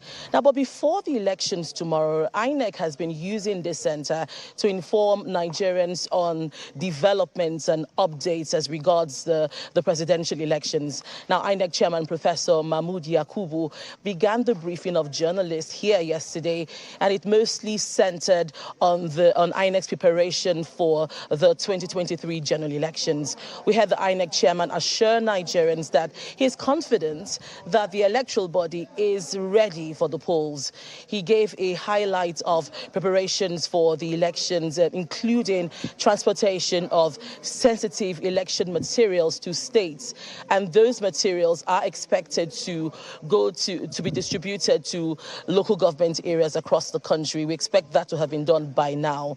Now, earlier today, Professor Yakubu briefed journalists on the security preparations for the elections, and in a bid to try to calm fears and calm the nerves of Nigerians and assure us that, the security agencies are ready to safeguard our lives during these elections. He was joined by the Inspector General of Police, who also briefed on the upcoming elections. Now, some of the key information we received here today was the announcement of the suspension of the election in Enugu, the Enugu senatorial zone, because of the death of the senator or the senatorial candidate who was supposed to be representing that zone.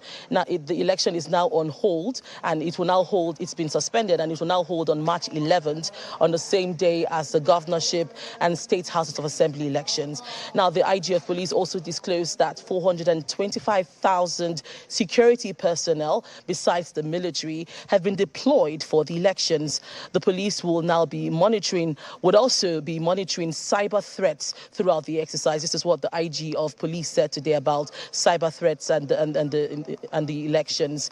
Now, on the concerns of flashpoints in some states, we know that some civil society organizations have expressed fears that there are some flashpoints in some states across the country, specifically in Lagos State, Kano, and Imo State. INEC chairman did even talk about Imo State and some areas where we're having security issues in Olu local government area, and the IG has assured Nigerians that these areas have been well noted and that police personnel posted to these areas have been informed of the problem and they are ready to confront any security breaches in those areas. INEC also has its situation room right here at the ICC, where national commissioners will be monitoring developments on the field and resolving issues as they occur. We had this also happened during the last election, in previous elections, where INEC has a situation room right here in the ICC and deployed its staff to monitor what is happening on the field. So tomorrow, that's election day, this Collation Center will be filled with journalists, local and international observers, and of course INEC staff and security personnel as we await election results as they trickle in. So we'll be here throughout, until the results are announced, and we're bringing you up to speed with everything going on as regards the elections. Linda, thank you so much. I know you have a peculiar history with that center. You've always covered for us events at the National Collation Center. How do you feel about tomorrow, though? That's been your usual reporting point almost every 4 years. I'm excited, actually, Shehu. I've been here I think this is my 4th election. Wow. I'm covering here at the Collation Center. So I'm excited, I'm not... I don't want to say deja vu, but I'm excited to be here. So we'll keep you up to speed on what's happening here in the next few days. It's going to be a long wait. You've suddenly become a veteran of the National Collation Center.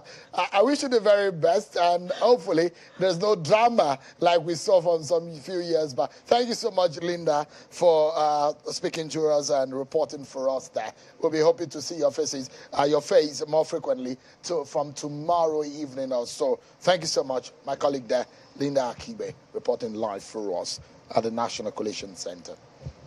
Of course, Mr. Aluko and Mr. Adijobi are here with me, and I have Mr. Bulama Bukati, a security expert who will be joining us for virtually. Thank you so much, Mr. Bukati, for joining us tonight. Thank you. Thank you very much for having me. It's good to have you here. So let's get to give some Nigerians some information they need and put things into perspective.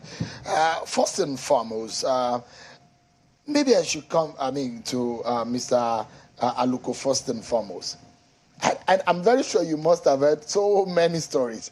So try as much as possible to help us put facts to some of these issues. There were so much stories about if you don't have your PVC, if you have not collected it, maybe you have the opportunity to vote. Then I was asking the question, where is the slogan of no PVC, no voting? Or is there something that INEC has done to review the process in the middle of the game? INEC has not reviewed that slogan. No PVC, no voting. It's still subsisting. And we'll be drumming into the ears of Nigerians that they should please ignore all these social media posts that are circulating everywhere. Today, when our chairman was responding, he just said it's fake news. And of course, there are a lot of fake news around today. People just sit down in the comfort of their homes and post all these things. And then they lie. I'm sure they are smiling at the way they are misinforming people, but it's not a good thing. An election period like this, we should let Nigerians have the facts, the basic facts, so that it will help their participation. If you do not have your PVC, you cannot even come to our polling unit. The election officials will not allow you to even join the queue.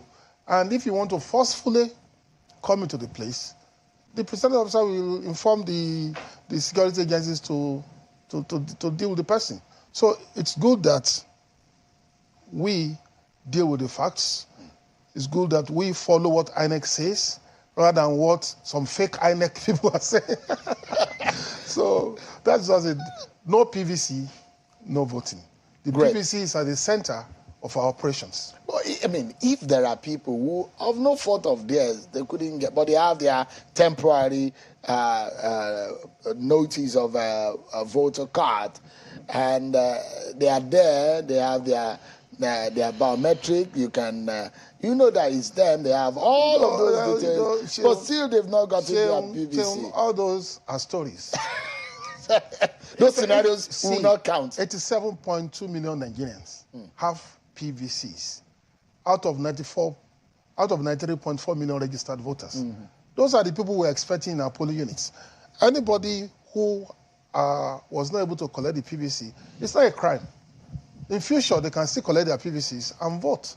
Life continues. There will be life after this election. So they will have to wait for another 4 years. Wait for another opportunity to do so. So, I mean, a lot of people said they were telling us stories of what it took them to be able to queue and wait for the opportunity to vote and all of that. But what about those who have lost it? They've collected it, but they can't find it on election day. You mean those who lost their cards? Those, perhaps some people keep their stuff in some places that they cannot find it. Remember, during the CVR, we encourage those who lost their cards, even those whose cards were spoiled, just tell us in INEC. We'll give you another card free of charge. So those who did so got new cards. Anybody who did not do so did not want to do. And so in future, they can still do that. And if out of the 87.2 million Nigerians who have PVCs, if we can get about 80% of them to vote tomorrow, that would be the great thing. That would be a great thing for the country. We are ready for them to receive them at our polling units. So we are preparing for those who have PVCs. And we are not really bothered at this time about those who do not have PVCs. So if you don't have PVC, don't even come to our polling units. Let me come to Mr. Adejobi. It does look like tonight you have a lot of questions to answer, Mr. Adejobi. Not you particularly, but some of the incidents that have happened over the last few days has caused for a bit of concern. Let me begin with that candidate that was killed in Enugu. What is your investigation telling you now? What do we know now?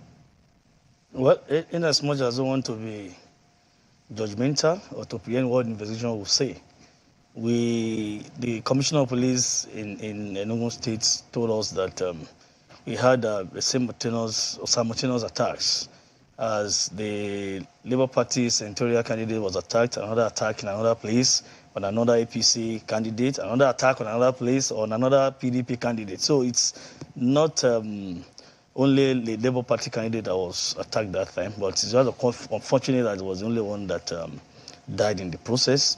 And like I always say, these attacks are deliberate attacks to create fears in the minds of people, not to come out to come on foot. Like he said, voting, it has to do with numbers. The only thing we can only have is low turnout.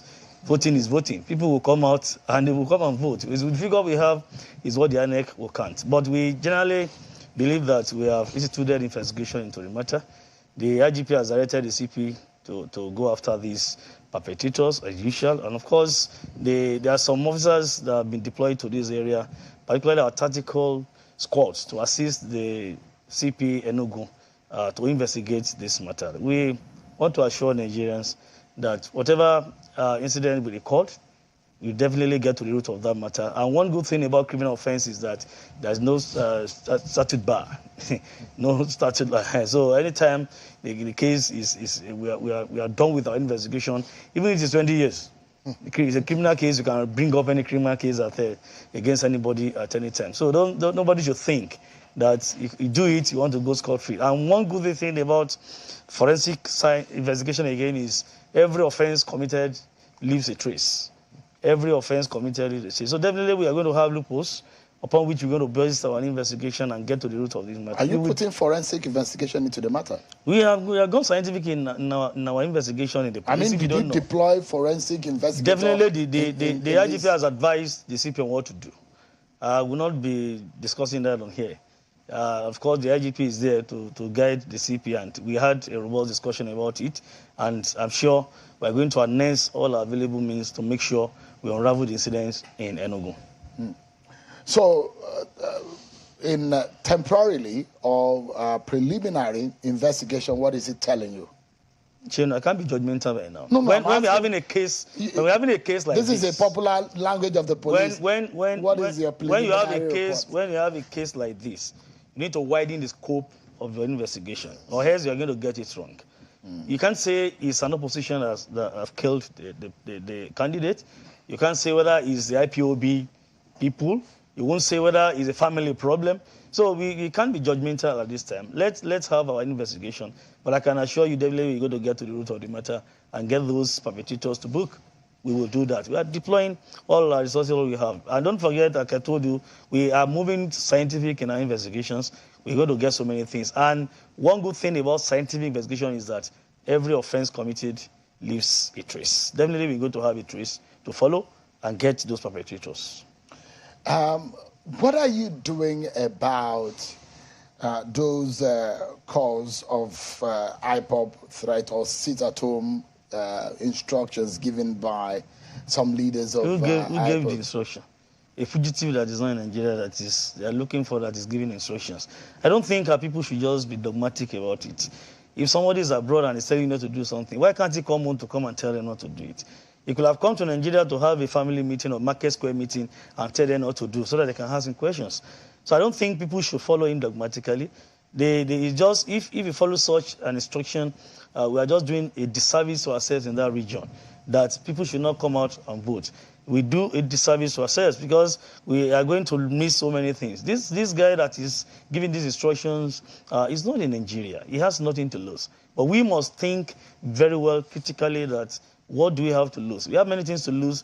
If you don't come out to vote, we have many things to lose. If we continue to kill ourselves, we have so many things to lose. Go to the region, you're going to see that the political, economic, social lives are not so okay again because of the fears, sit at home, no market, no this. And I still wonder, I can't just suppose the rationale behind people clamoring for liberty, clamoring for something, yet you kill yourselves. You kill one another, the same father, the same mother. And I don't want to subscribe to the fact that this is an act of insecurity, but rather reflection of wrong and destructive ideologies some of them have imbibed in the past. And it's affecting us in that region. Is the police prepared for, specifically, do you have a specific operational strategy in the Southeast region?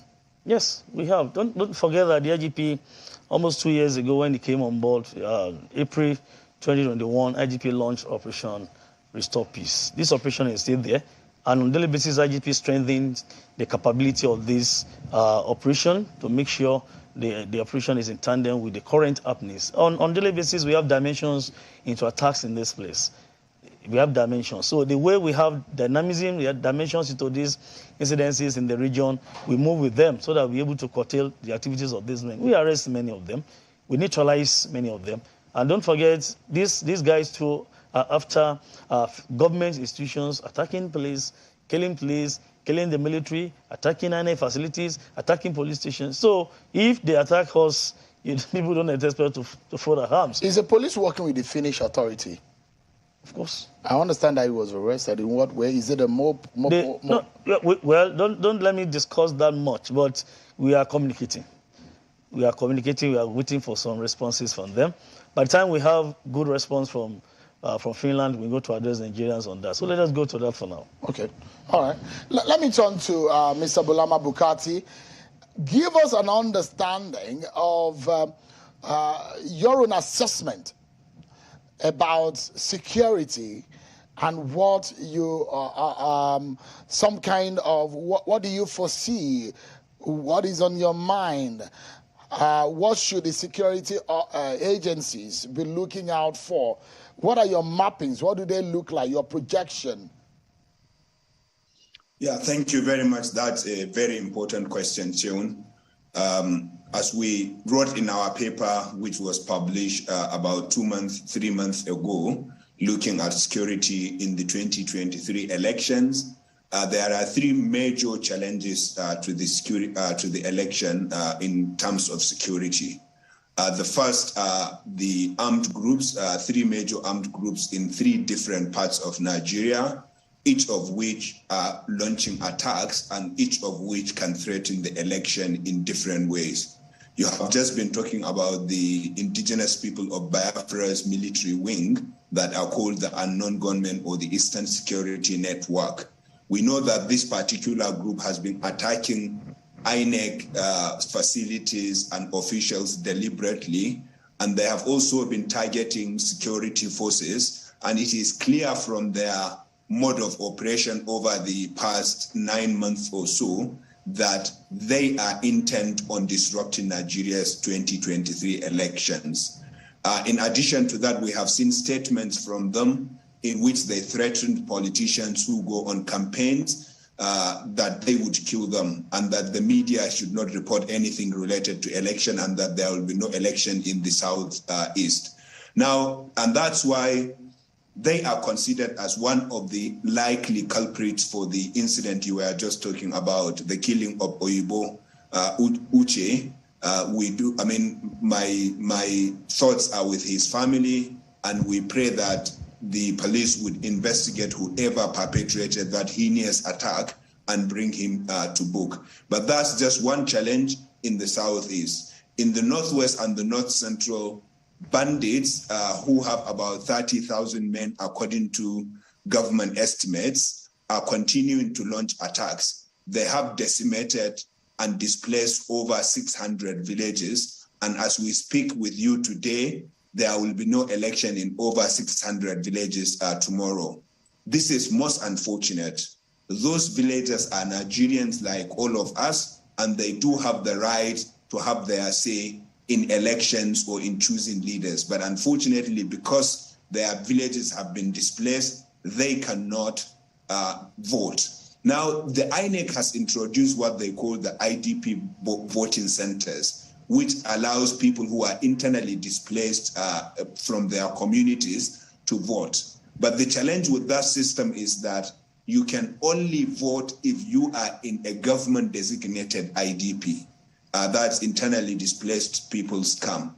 And unfortunately, in the northwest and the north central, there are very few government-designated IDP camps, especially in the northwest. Most people are what we call community-based IDPs. They are squatting with their family members or sleeping in garage or on the road or in makeshift buildings, and therefore there are no IDP voting centers in those places. And the statistics show that there are over 3 million internally displaced people in Nigeria today.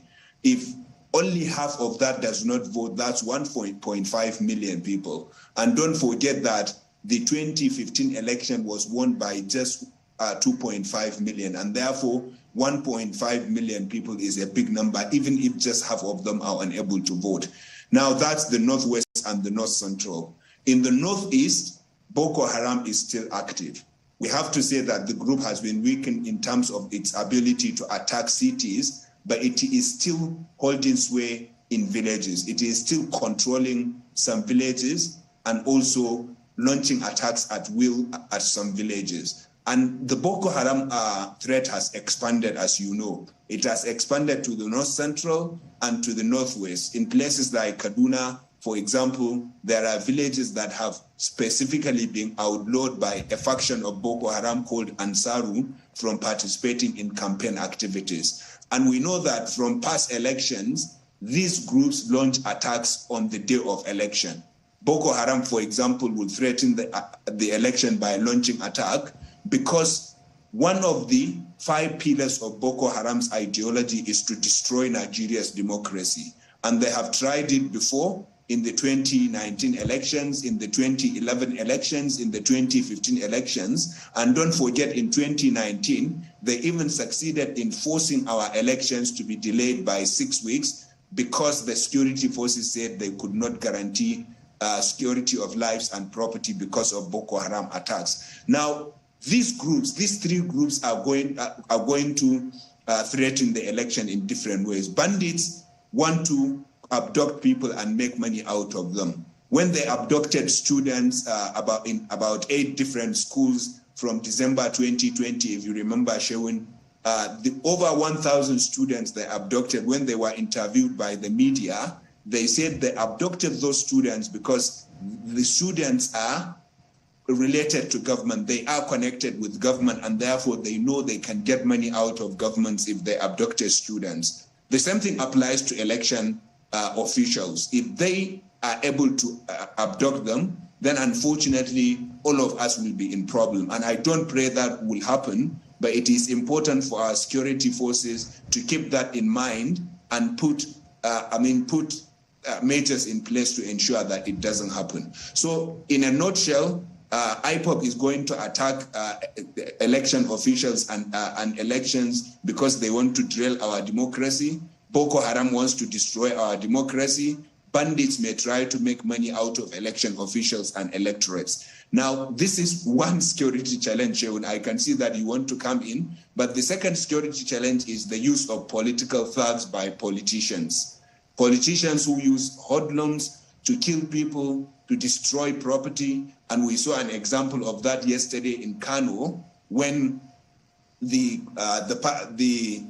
presidential candidate of the New Nigeria People's Party visited.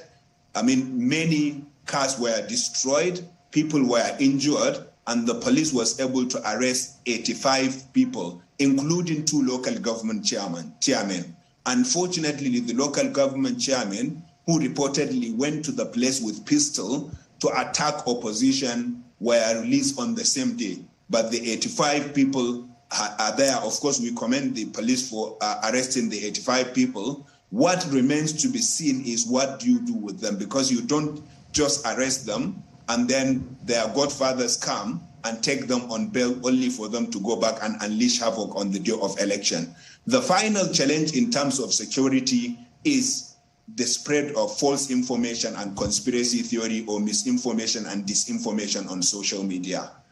We know that this will escalate in the coming days. From tomorrow, you will see fake results, you will see fake news of attacks, you will see, fake documents going viral on social media by people with different kinds of agenda. And because our 3 major candidates or 4 major candidates come from different parts of Nigeria and from different ethnic groups, unfortunately, social media may feel community tension, and that could lead to violence in the wake of election result. Just one thing to remember is that in the 2011 election, 800 Nigerians were killed when the results were announced because some people were not happy. 65,000 Nigerians were displaced, and property worth billions of naira was destroyed as a result of post-election violence. Stay with me, Mr. Bukati, because there are a few more issues that we need to deal with as far as security is concerned, and I'll also allow Mr. Adejobi to respond to some of these issues. Mr. Aluko, there are a lot of questions that people are asking me. The people that have PVC issue are already talking about tomorrow's exercise. But we need to take a break, everyone. When we come back, it's going to be a very robust conversation about tomorrow's exercise, security, the conduct of the exercise, and your own motivation for the exercise. I asked the DG of NYSC whether or not those youth camp members are motivated. He said they were motivated. And if I may ask you, are you motivated? What is your response? I'll get it after we return from this break, everyone. Join me again.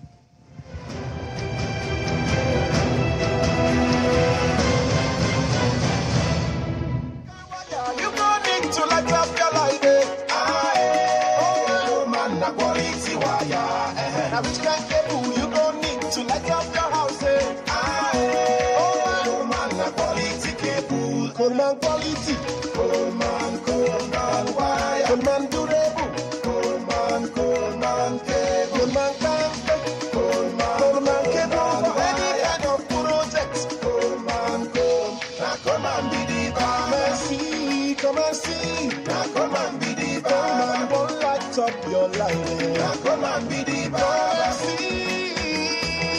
Come on, BDC, O-L-E-N-N-A. Quality, durable, oh yeah. Now come on, BD Baba.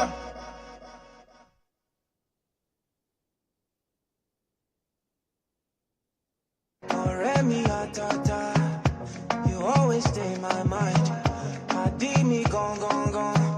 I cherish you with my life. Don't worry yourself, everything go day alright. And if anybody try you, know it's gonna be on side. Show strong love to your favorite one this season by gifting a parcel of land through Adron Strong Love promo. Enjoy 40% discount on all our land and spread the balance within 24 months without gift. Or enjoy 30% discount and spread the balance within 36 months with gift items such as Love and Power Bank, electric fan, cake, gas burner, microwave, and lots more.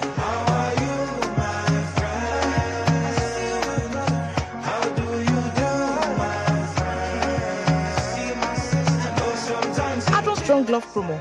My love for you is strong. Terms and conditions apply. Adron Homes, making the incredible affordable. Experience the opulence and security of Swiss Trade doors. With over 30 years experience, exclusive with a touch of history and craftsmanship. Swiss Trade doors are made from the finest ancient aga and ivory wood. A range of exclusive armored doors. Elegant interior doors, carefully crafted by world-renowned architects and engineers. At Swiss Trade, a door is much more. Plus, premium quality onyx stones and luxury interiors. Visit Swiss Trade today or call now.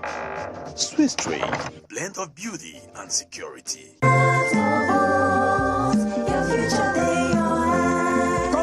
But the time don't reach where we go choose who go rule us for Obodo Naija. Election na our life and destiny. Make we come out, go vote, plus make we not allow any Ijaguda person cause gbege for that day. You will be Naija youth. Instead of gbas for election day, make you carry your thumb. Where be your power? Pack and put them for ballot paper. Naija women them. Your thumb. Feel make even your pikin be presido. People will get disabilities who call. You get the ability to determine who the next presido go be. So therefore, make all of us join body do vigilante so that Kasala no go boss for election day. Sharply go download Just Watch our mobile app for your Google Play Store. Now be the security man where go help us report anybody when we cause Kasala for election day. Now Justice Development and Peacemaker Center JDPMC for Osogbo with support from European Union. They call every man, woman, youth, person with disability we get PVC make them go vote for February 25 and March 11, 2023. Your thumb, now your power.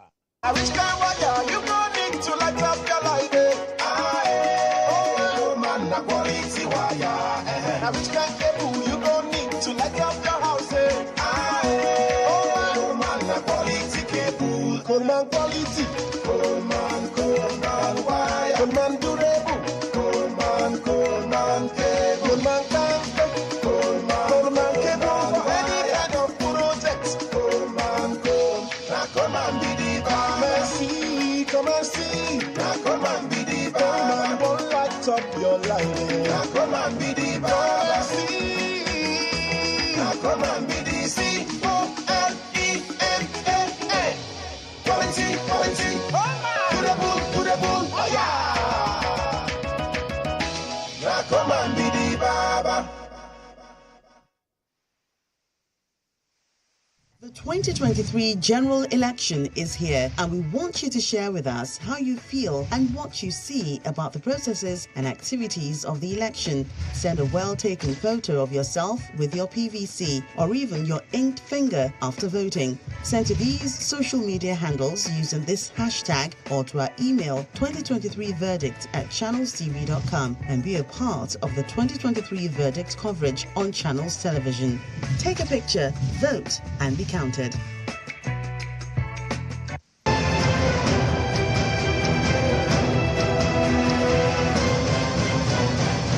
Thank you so much, everyone. Mr. Victor Aluko is the Director of Publicity and Voter Education with INEC, is here with us. Mr. Muyiwa Adejobi is a Public Relations Officer of the Nigerian Police Force under my detention right here. You will not get a bail today because today is Friday, it's weekend. This detention might turn to kidnapping. I will take it up against you. You're taking the man. It's a joke. Why are you taking it seriously? No, I'm not carrying any arms. All right. And Mr. Bulama Bukati is a security consultant. I mean, sometimes when you say police is your friend, so I was joking with you. You're changing the ramification. I've not cocked any rifle yet to show that it's not a joke. It's good to see you guys. Okay. Let me come to you, Mr. Aluko. So much. You saw some of the emails and some of the messages that people were sending. Are you aware that there are people who have cloned the PVCs? Well, I'm not aware that anybody cloned our PVCs, but in case anybody did, it's just a waste of time, because any cloned PVC will not be verified by our BVAS. You still have to verify the person, authenticate the person before the person can vote. So any cloned PVC cannot be like an original. So they cannot use that to vote. It's just an exercise in futility. You don't think there are technology that will, if it's a clone, I have seen situations where people's telephone are cloned, and whatever message that comes into your phone will also come into the clone device. And there are people that have told me that they have someone who has at least 2 or 3 PVC, same information, same color, same design. You can almost not be able to identify the difference. I wish we can know that person so that the Public Relations Officer of Nigerian Police can easily order that person be arrested. But this scenario and this case that I heard, I saw one copy of the PVC, and the person said there is another copy of the PVC in Lagos, and in fact, they had called him for the delivery of a third one. So the question is, if there are possibilities of that, the person is not the one cloning it, but he's being called to come and collect it. Is it possible that INEC make a double printing or production of PVCs? No, we don't. We don't print 2 PVCs for one person. Why? That would be a waste of money, taxpayers' money. We print 1 PVC per person. But I'm telling you again that if anybody does that in terms of cloning, it's a waste of time. No clone PVC can work with our BVAS machine. Original is original. So let me warn that if anybody attempts it, the person will be wasting his time and his money.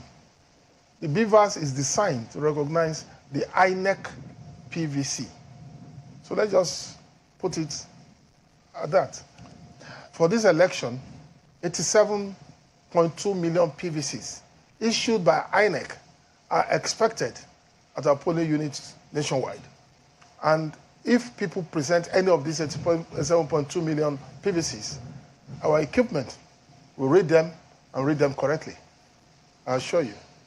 Have you played up possible scenarios of what politicians or those who are trying to sabotage or, circumvent the process could do?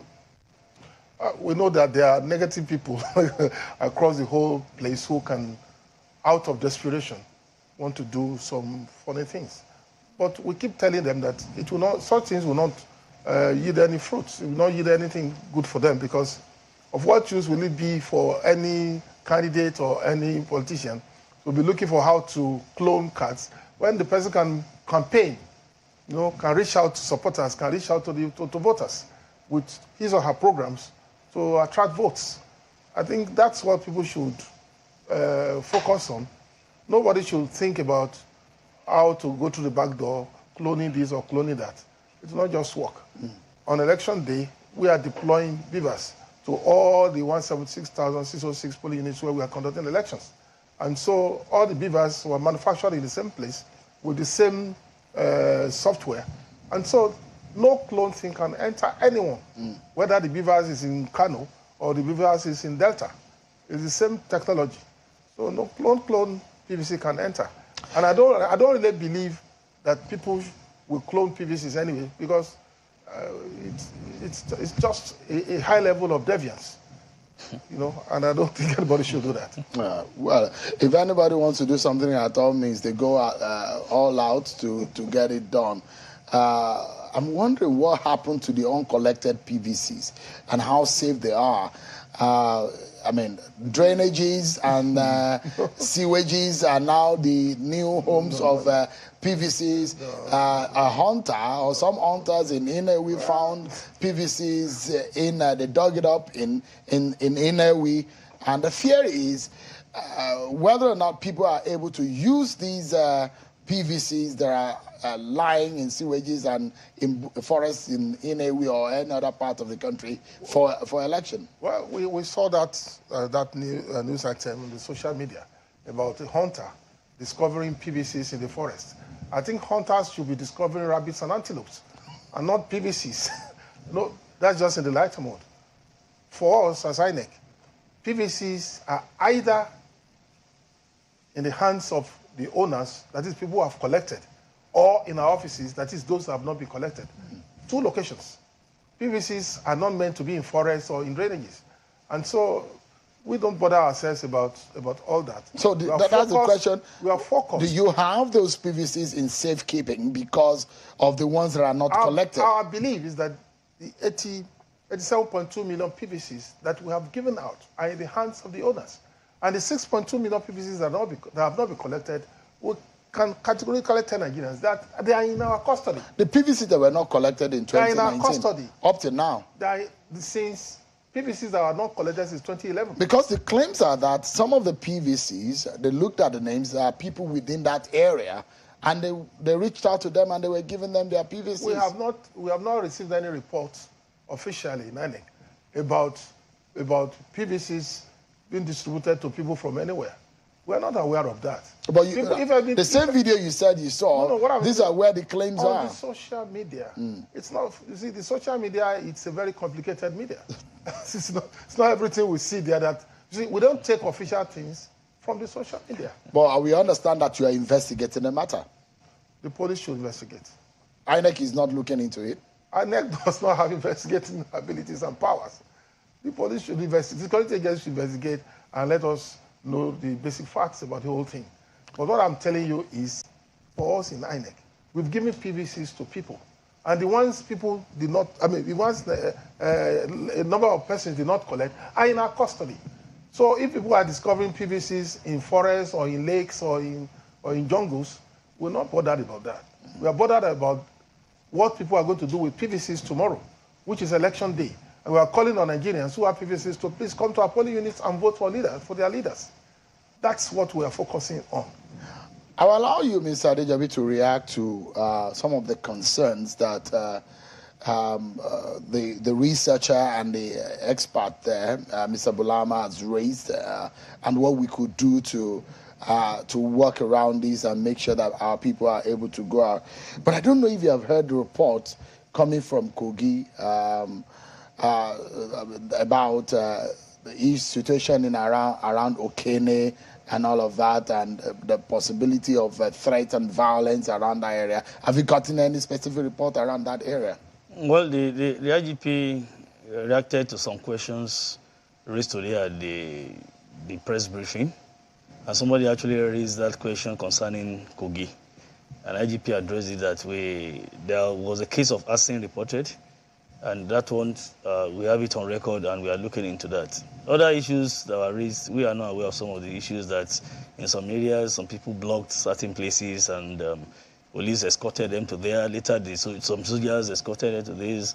We have been seeing videos like on social media, like what Mr. Abuja said. So social media is a very complex thing. People will just sit down and fabricate a video, do it like a skit, like a prank, and continue to roll them out to confuse Nigerians. But generally, that Kogi area, we have a case of arson. The place, somewhere was set ablaze, and we are investigating that one.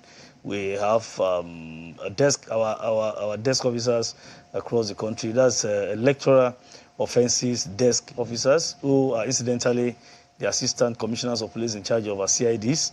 They are the one in charge, and they collate some of these incidences. And don't forget that most of these offences, these criminal offences, we in most cases we may not actually use electoral provisions of electoral acts for them. There are some that we are going to use our criminal laws to handle.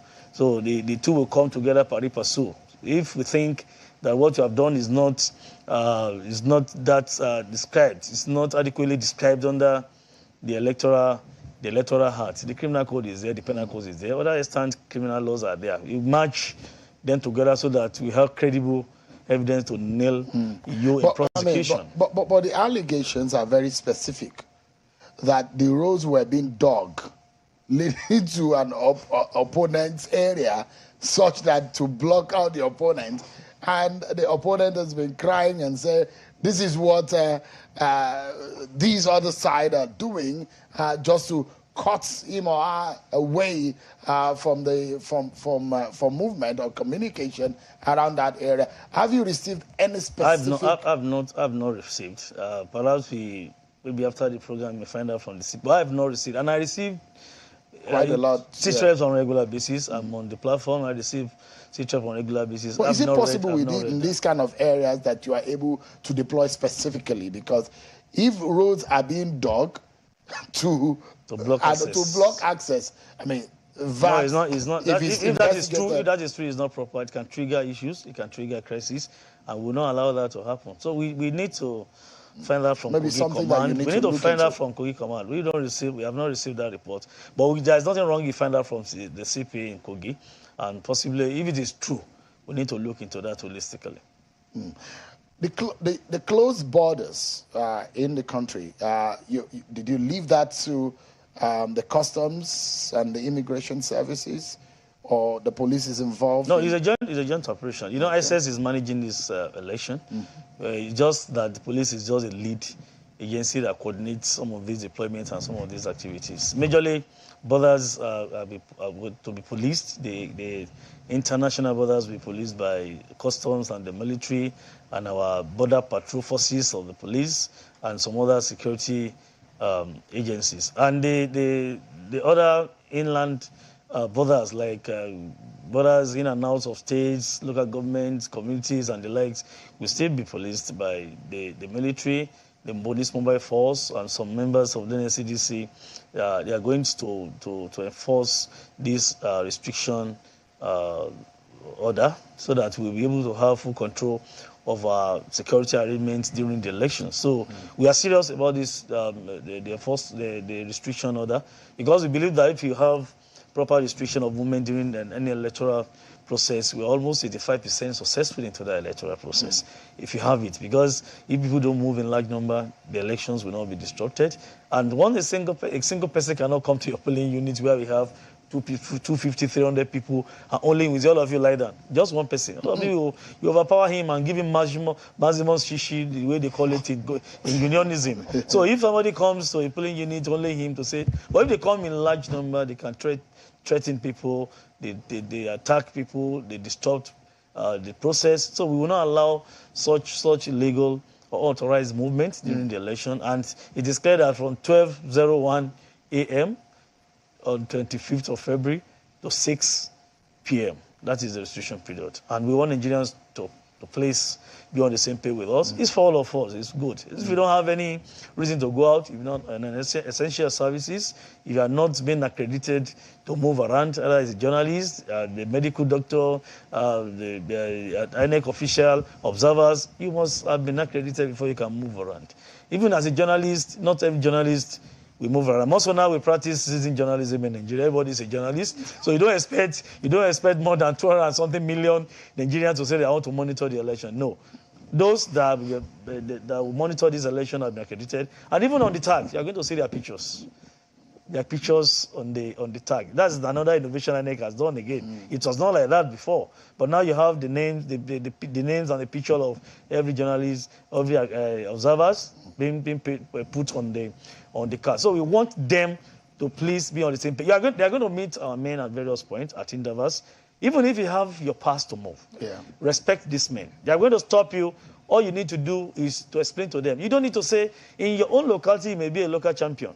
But these men that have been deployed to do this assignment, they don't stay there, they don't work there. They have been deployed to carry out this assignment in your region. So don't expect everybody to know you. Even a big boy, if you're a big man in that locality, they may not know you. All you need to do is just to come down to their level, explain to them, this is my card, this is my pass, I have right to move. They will allow you to move. Mr. Adejobi, I wanted to respond to some of those issues raised by Mr. Bukati.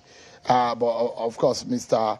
Aluko can also buttress this if it's right. So we know for every polling unit, 3 police officers within the minimum in the perimeter. Not only police officers, unarmed 3 security operatives. Minimum, either police to be supported by civil defense or correctional service or immigration or custom or road safety.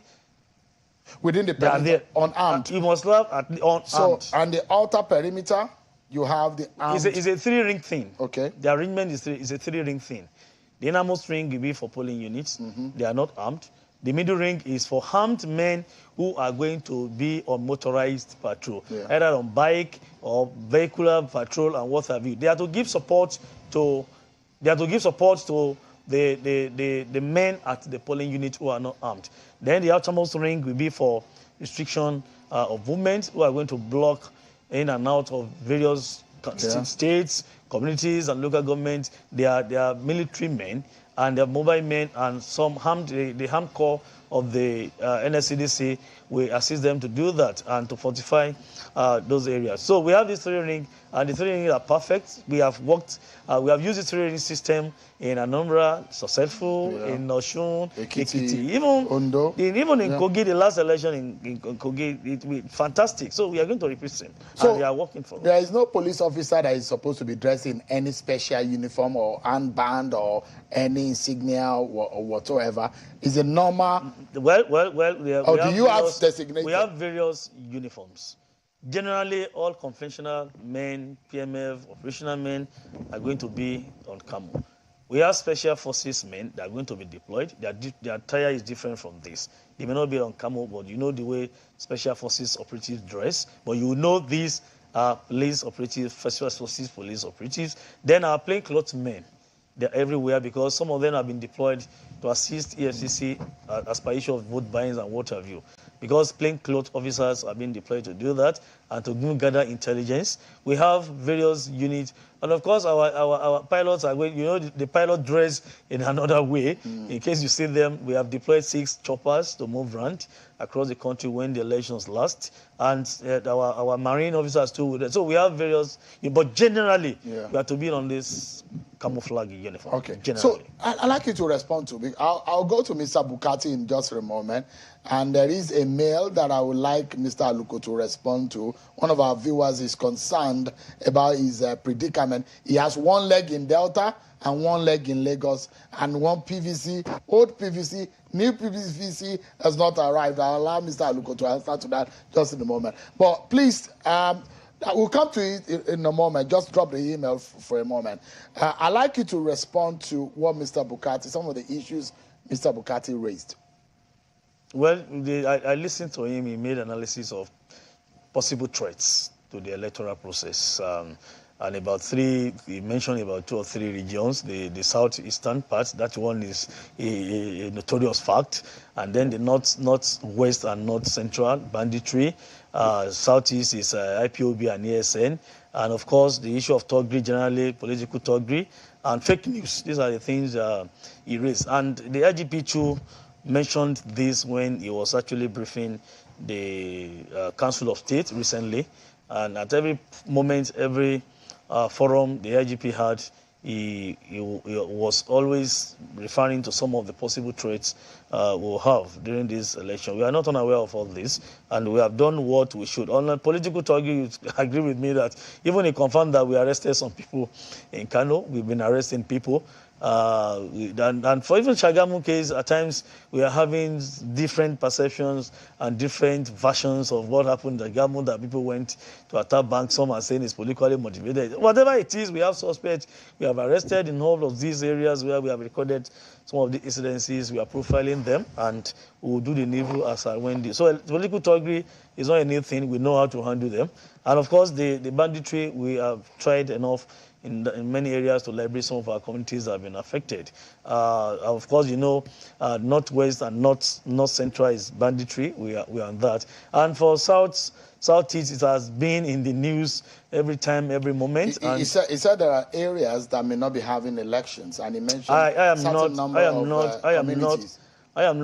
of that. I know that I think there are 2. Well, government in northeast is in a Borno that they may not have election in those 2 local, but I've made provisions for them to vote. But I think INEC should be able to clarify that. But I'm not aware that we have 600 communities that will not vote. I'm not sure. Are you aware? Because the analysis from Mr. Bukati is that these are communities that, because of the peculiarity of the security situation in those areas, elections might not hold in those areas. I'm hearing that for the first time. So I can say we're not aware of that. Because if actually we're aware of that, it will have featured in the addresses of our leadership, in the messages for our leadership to stakeholders. And I've not heard about that. So, all right. Let me bring back Mr. Bukati into the conversation.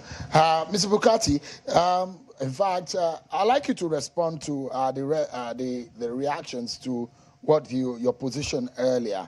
But there is another one that I love you to speak on. Is what a senior advocate of Nigeria, Mr. Femi Falana, is saying. Is asking President Buhari not to allow the armed forces in the conduct of the election. He said, according to him, quote, instead of terrorizing voters, armed soldiers should be confined to their barracks and put on the alert. Since the federal government has restricted the movement of people throughout the country, the police and anti-graft agencies and paramilitary forces should be deployed by the IG of police to maintain law and order during the 2023 general election. President Buhari should be reminded of the cautionary words of the Court of Appeal in Yusuf versus Obasanjo that it is up to the police to protect our nascent democracy and not the military. Otherwise, democracy might be wittingly or unwittingly militarized. This is not what the citizenry bargained for in wresting power from the military in 1999. How do you see that statement considering the security situation which you described earlier? I mean, these are 3 very important points. Femi Falana and my 2 co-panelists, I will take them one after the other. I think what Femi Falana, and I do respect him very much, what he says is what should have happened in an ideal society, in a normal environment. But where you have horrific, brutal, repugnant criminals killing innocent Nigerians all over the country, you cannot say the military does not have a role to play in securing the elections.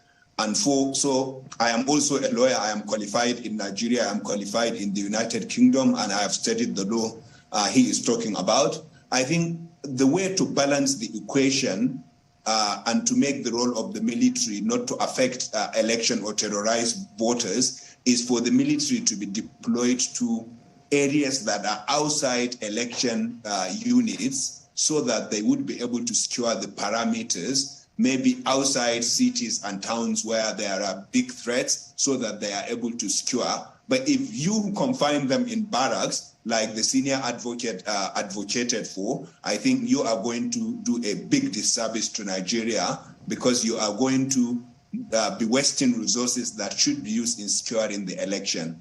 We know that these three main armed groups will each target election officials and electorates if they get the opportunity. And therefore, it is important for us to use our military. And I am also one of the advocates shown of not militarizing or securitizing our elections. But these are abnormal situations. These are exceptional circumstances. And there are ways in which we can work with the military and the police without violating our laws. And that is by not deploying the military or armed police to the polling units, but to deploy them outside the parameters of those areas, so they would be able to both secure and protect voters, but also INEC officials and other officials. I think that's very important. We shouldn't be too idealistic about this issue. On the question of the police arresting thugs, I completely agree with the PPRO of the police. They have made arrests. Where I have a problem is that the police has been arresting people in Sokoto. They have arrested 10 about 3 months ago. In Enugu, in other places, they have arrested many people months ago, and I commend their election offenses desk. But what we have not seen shown since this election cycle campaign started, no one has ever been arraigned in any court as far as I am aware. And the statistics show that over 30 Nigerians have been killed during this election season. Over 60 election-related attacks have been launched. And these attacks were launched by human beings. These people were killed by human beings, the victims. Now, how many of them have been prosecuted? You can't just arrest them and keep them. I understand his point saying, look, it can take 10 years, there is no statute bar. But the problem is, what you need to do in punishment, one of the justifications or reason of or rationale for punishment is to deter others. So if you don't do it swiftly, if it takes 5-10 years, then at the end of the day, the important objective of deterrence will not be actualized. Now, I don't blame the police for all of this. I know that the duty of the police is to investigate and then arraign these suspects in court. What I recommend regarding courts is that just like the Nigeria police officer, the Nigeria police force has instituted what they call election offenses desk, we should have election offenses courts designated by the chief judges of every state, maybe 2-3 courts that will busy themselves, focus on election offenses, so that these people may be arraigned swiftly after elections, and they would be punished transparently, and that will become a lesson for others. As for the INEC, spokesperson, I am so surprised to hear from him that he does not know of communities where election cannot take place. Every single Nigerian knows that there are communities in Zamfara that nobody is able to access. Communities in Katsina State where nobody is able to access. Communities in Sokoto, communities in Kaduna, communities in Borno, communities in Yobe that either have been completely displaced or who are under the control of armed groups. For example, we know communities even in the southeast that have to pay taxes to armed non-state armed actors before they can go to their farms or go to markets. And so there are communities where elections cannot take place, unfortunately. And as I said, Sheun, from INEC's own arrangement, there are internally displaced people who are inside communities that will be unable to vote on election day because they are not in a designated IDP camp. And even those in IDP camps, if you are not in your own state, the election law, INEC system provides that you can only vote in the presidential election. You cannot vote in the gubernatorial election. You cannot vote for the National Assembly. You cannot vote for state assembly. These are Nigerians like all of us. And we are talking about millions of them. I am not blaming INEC for that. I think most of the work boils down to security forces, and I think we can do more, especially with that. But regarding threat, I think the major threat is political thuggery, because we will see more attacks, unfortunately, tomorrow and in the days, following the election. And I hope the police would continue to do their fantastic work of disarming unscrupulous youth and of ensuring that people are arrested, investigated, and prosecuted and punished. Thank you so much, Mr. Bukati. Let me get back to the panels and probably let's wrap up the conversation. This sort of getting your final thoughts before we wrap up this part of the conversation, because there's still so much interesting part of this show that our viewers need to experience. So we can put up that email from the gentleman from Lagos who has one leg in Lagos, one leg in Delta State. Let me see if I can read out the email now. He said, I was greeting and said, my polling unit was domiciled in the Lagos State until I did a transfer and to Delta State. My name is on the register, but according to the INEC officials, my PVC was not printed. Due to some errors, I just checked the INEC portal to confirm if I could vote in Lagos State since I could not get my transferred PVC. My name is not showing up in Lagos State, but Delta State where I transferred to. My grounds is, can I still vote in Lagos State because I still have my old PVC with my name not reflected in Lagos?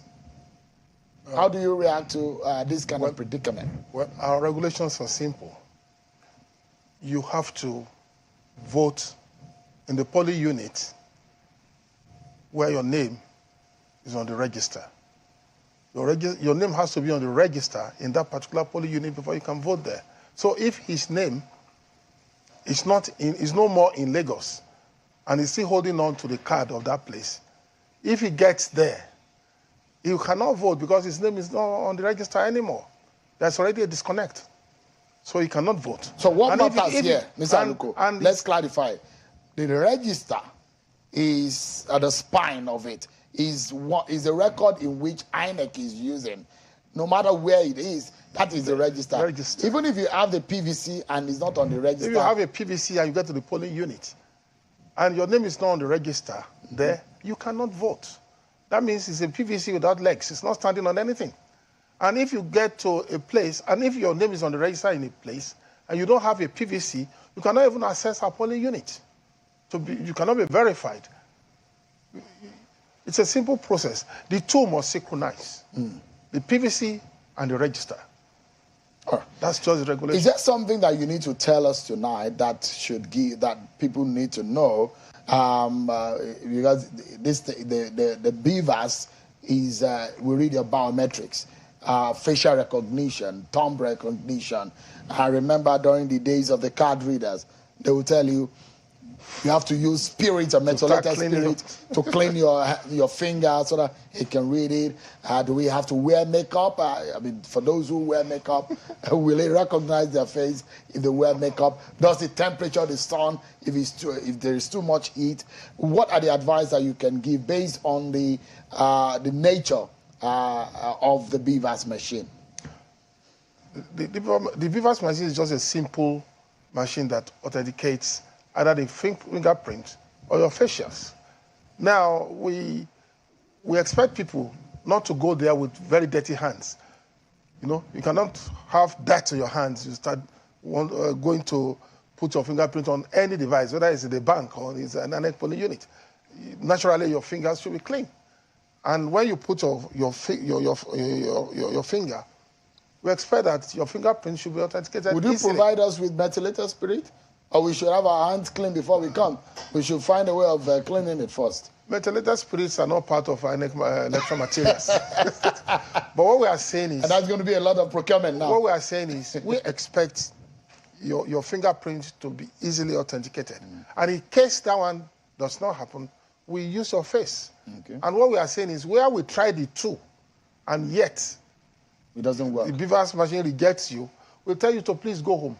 Wow. You cannot vote. Even with your PVC, the almighty PVC. The PVC gives you access. But then, the BVAS will now do the authentication. All if you cannot pass the test of the BVAS, you cannot proceed further. Okay. All right. Your final word tonight, Mr. Adejobi. Well, we are going to have elections tomorrow. In fair hours to this time, we're going to commence.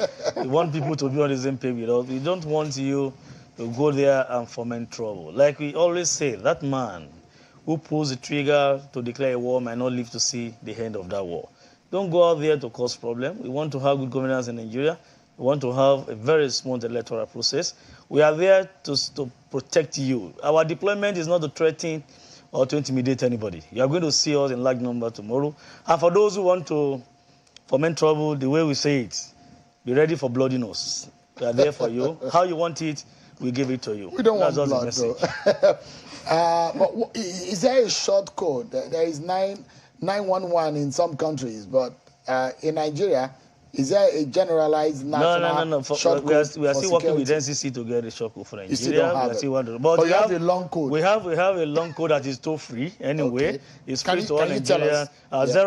000 okay. 31 23 okay. 06 31. This is a number for the Joint Operation Room at headquarters here, where we have the representative of all security agencies, including military. Every security. Can you call that number again? 000 31 23 06 31. Perfect. It's toll free. If you call, it's free of charge on any line. It's free of charge, no problem. Call them if there's any problem. They're going to attend to you. Not that people should start testing it now, but most of our numbers, distress call numbers, they're on the police website www.npf.gov.ng. www. And I see that you're very active on social media, so people can also. Oh, Prince Moye 1 is my Twitter handle, and of course at Police NG, that is the official handle. At Police NG on Twitter, you can follow us. You go to get. We pinned some of these tweets and information are there for you. Thank you. All right, Mr. Aluko, your final word. It's also good for Nigerians to know that INEC has a short code.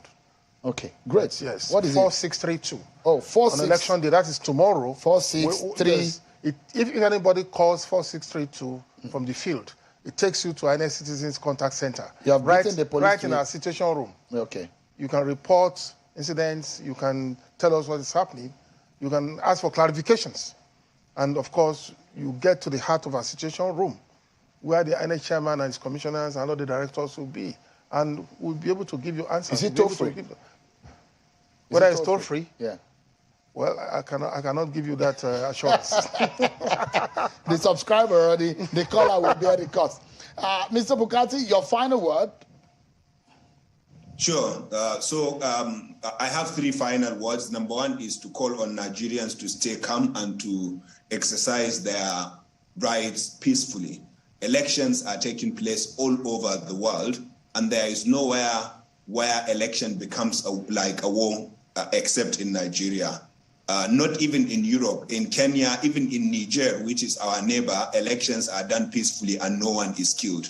Unfortunately, in Nigeria, the average is that over 100 people are killed every election season. We must stop that. We must exercise our right peacefully. Number 2, we must report any suspicious activity. The police has given us their number. The INEC has given us their number. Please report anything you see around you that is suspicious. My second call is to the police. I hope and pray the police would continue to stay an independent umpire, to do their job professionally, and to not be side with any political party or any individual.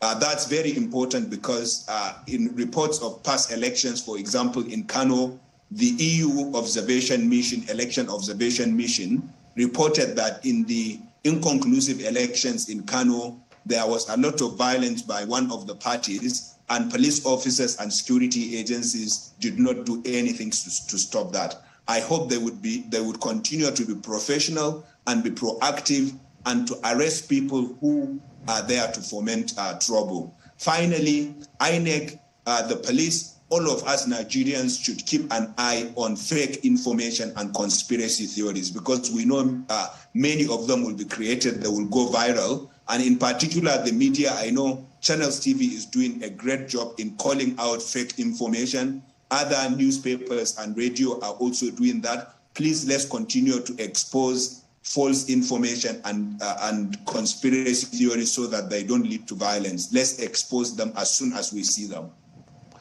My good friend Bulama, thank you so much indeed for your thoughts today. But again, we'll get hold of you tomorrow because we need to discuss about the elections and also look at how the process is going. Thank you so much for your thought. I must sincerely thank you also, Mr. Victor Aluko, the Director of Voter Education and Publicity with INEC, and Mr. Muyiwa Adejobi, the first public PRO of the Nigerian Police Force. Thank you so much indeed I think for I should coming. give you a copy of this. Please, absolutely. Code of conduct for our men on the field for Mr. Bulama to know we have trained them. They are going to be a political, professional, and of course, we do the needful on the field. It's for everybody. They are. I'm going to give you one as a lawyer, Chiu. You deserve one. No, I've written stolen from my office, but I give you openly here. Thank you so much. So and I can discharge you without bail. Thank you so much indeed for coming. I appreciate it. Well, we take a break, and when we come back, well, this is one interesting part of his show today. There are a lot of figures, there are a lot of information that we'll be playing around with, and I've got some magical fingers that will be helping me out with some of these figures. And also, there are thoughts about the possibility of manipulating this election. We will unveil and unravel, perhaps dissect some of these ramifications after now, everyone. We continue the show after this break.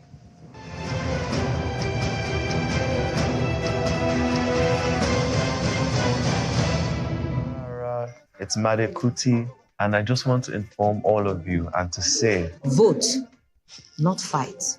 Election will be war. Come out and vote. It's your right, it's your responsibility. Because that's the single most important thing you can do to affect the outcomes. Don't stay at home. Make sure you come out and make sure you vote. This time, we need to do it and do it right. It is your civic responsibility to choose your leaders. Vote. Vote. Vote, not fight. Because election will be war. Start a ground for game. Vote, not fight. That's what we want.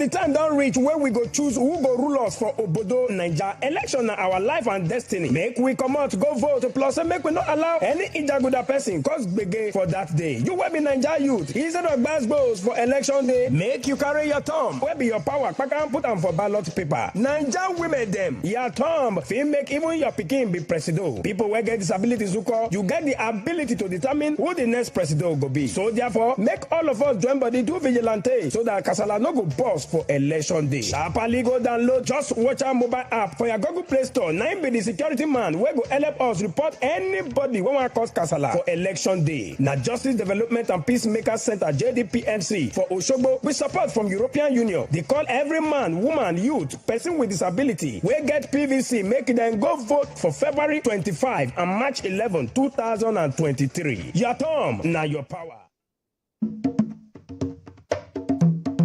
What is really happening in Akamata market? It seems these people don't want the election to hold. I hope you're broadcasting to the world must hear. No. Is that how you people share sensitive news like that without verifying it? If I may ask, which news platform published the news? Jojo sent it though. Jojo? Is that not the same Jojo that posted a fake election result the last time that almost caused a riot? You know they forget something. No. In this election season and after, one must be very careful. Or do you want to set the country on fire? Haba. Fake news is a threat to a free and fair election and to peace and security. So, before you share any news, check to be sure the source is credible. Check if there are supporting credible sources. Read beyond the headlines. Check the author. Check the date. Check your biases. Ask an expert or send to a fact-checking organization for confirmation. Say no to fake news. This message is brought to you by the Center for Democracy and Development, CDD, with support from the UK government. Experience the opulence and security of Swiss traders with over 30 years experience, exclusive with a touch of history and craftsmanship. Swiss traders are made from the finest ancient aga and ivory wood, a range of exclusive armored doors, elegant interior doors, carefully crafted by world-renowned architects and engineers. At Swiss Trade, a door is much more, plus premium quality onyx stones and luxury interiors. Visit Swiss Trade today or call now. Swiss Trade, blend of beauty and security. Looking fresh for your dates? Get even fresher with Close Up. New Close Up Triple Fresh Formula. It cleans deeply, fights 99% of bacteria, and cools intensely, keeping you protected and fresh. Protected and fresh. Protected and fresh. Let's take a picture. Protected and fresh. Still fresh, still protected. Feeling cool and protected. All day confidence to get close. Oh, yeah, take it close up, short, close. New Close Up Triple Fresh Formula. Every vote counts. Every moment counts too. Get front row seats to Nigeria's biggest elections yet, with round-the-clock coverage by our super reporters across the country, bringing what may be our closest election even closer to you. Watch the 2023 verdict only on Channels Television.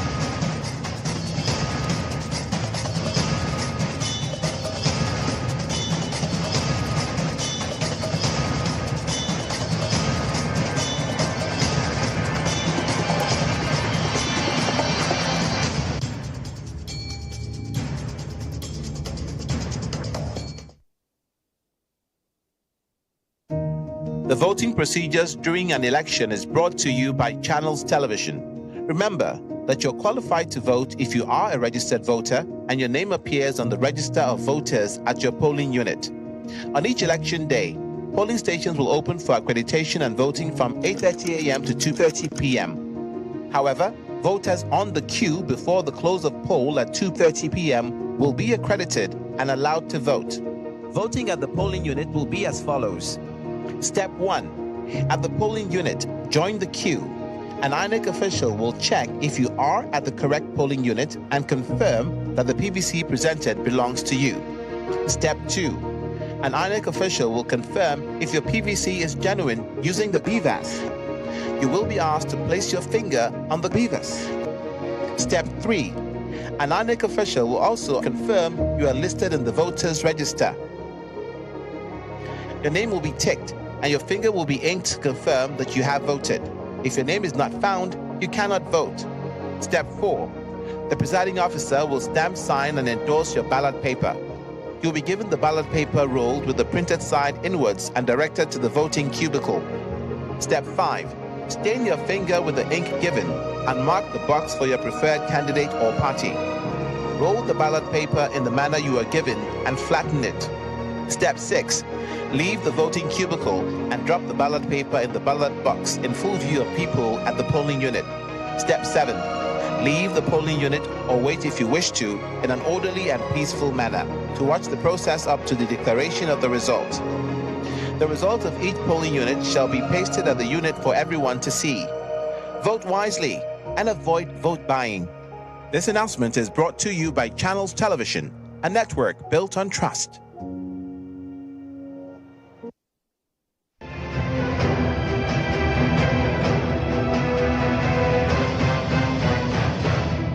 Thank you so much, everyone, for staying with us. There's so much to talk about as far as the figures in these elections are concerned. There's a lot of information that we need to pass across to you. I'm being joined by Channels Television election analyst Larry Arugundade. Thank you so much, Mr. Arugundade, for your time. Thank you very much for having me.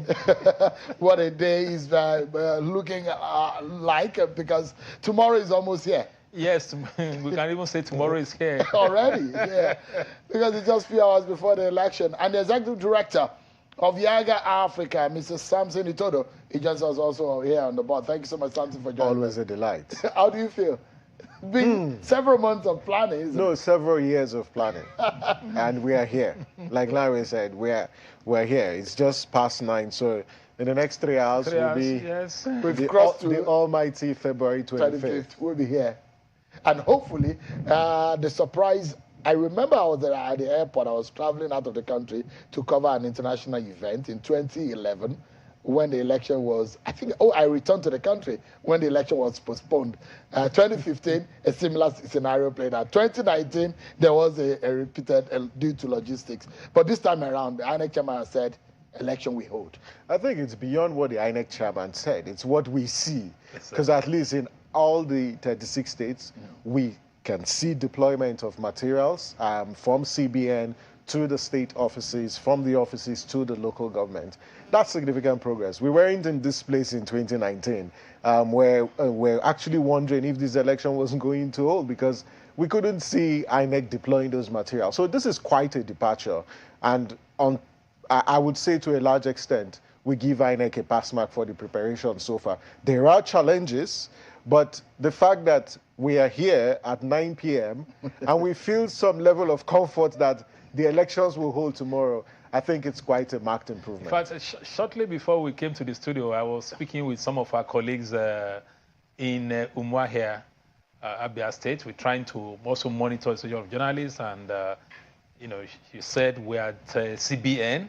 The materials are being so we have live reports from journalists across the country, some of the states, talking about what is really happening. And I'm sure we also have a similar situation in some other parts of the country. Where we think we should be, and we're quite hopeful that things would work out well. Over the past years, I've been very difficult to convince until I see the delivery. Yeah. You remember when you get to the election, the day before election, everything looks perfect until the very moment when things start falling apart. Yeah. And but just for a moment, because guys, we've been monitoring these exercises. I've been speaking with a lot of my colleagues who are on the field. Let's check with Dele Omoyeni, my colleague who is covering for us. Anambra will be covering one of the areas where one of the top front runner in the race will be voting tomorrow. Dele, it's good to know that you are with us. What can you see? What is going on in your area where you are covering? What can you tell us at this moment? Always good to see you well. We're in Agulu, the hometown of the Labour Party presidential candidates. And both Onitsha and Agulu are calm. People are going about their normal duties. Of course, you understand that not much security has been deployed at this time. Hopefully, that will happen tomorrow morning. Also, we were in Agulu town. By the way, I had to do some rehearsal to make sure that I pronounce that name properly, Agulu, the hometown of the Labour Party presidential candidates. And there was a town hall with members of the town. But of course, we're not allowed to cover that because they didn't want us to feel that they were still campaigning. So of course, he met with the people in the town, and the mood in Agulu town is joyous, it's celebratory. Of course, they're hoping and praying that their son perhaps will become the second president of the Federal Republic of Nigeria after Nnamdi Azikiwe. Interestingly, Nnamdi Azikiwe's town, Oku, is just 40 minutes drive from Agulu town. But of course, the mood here is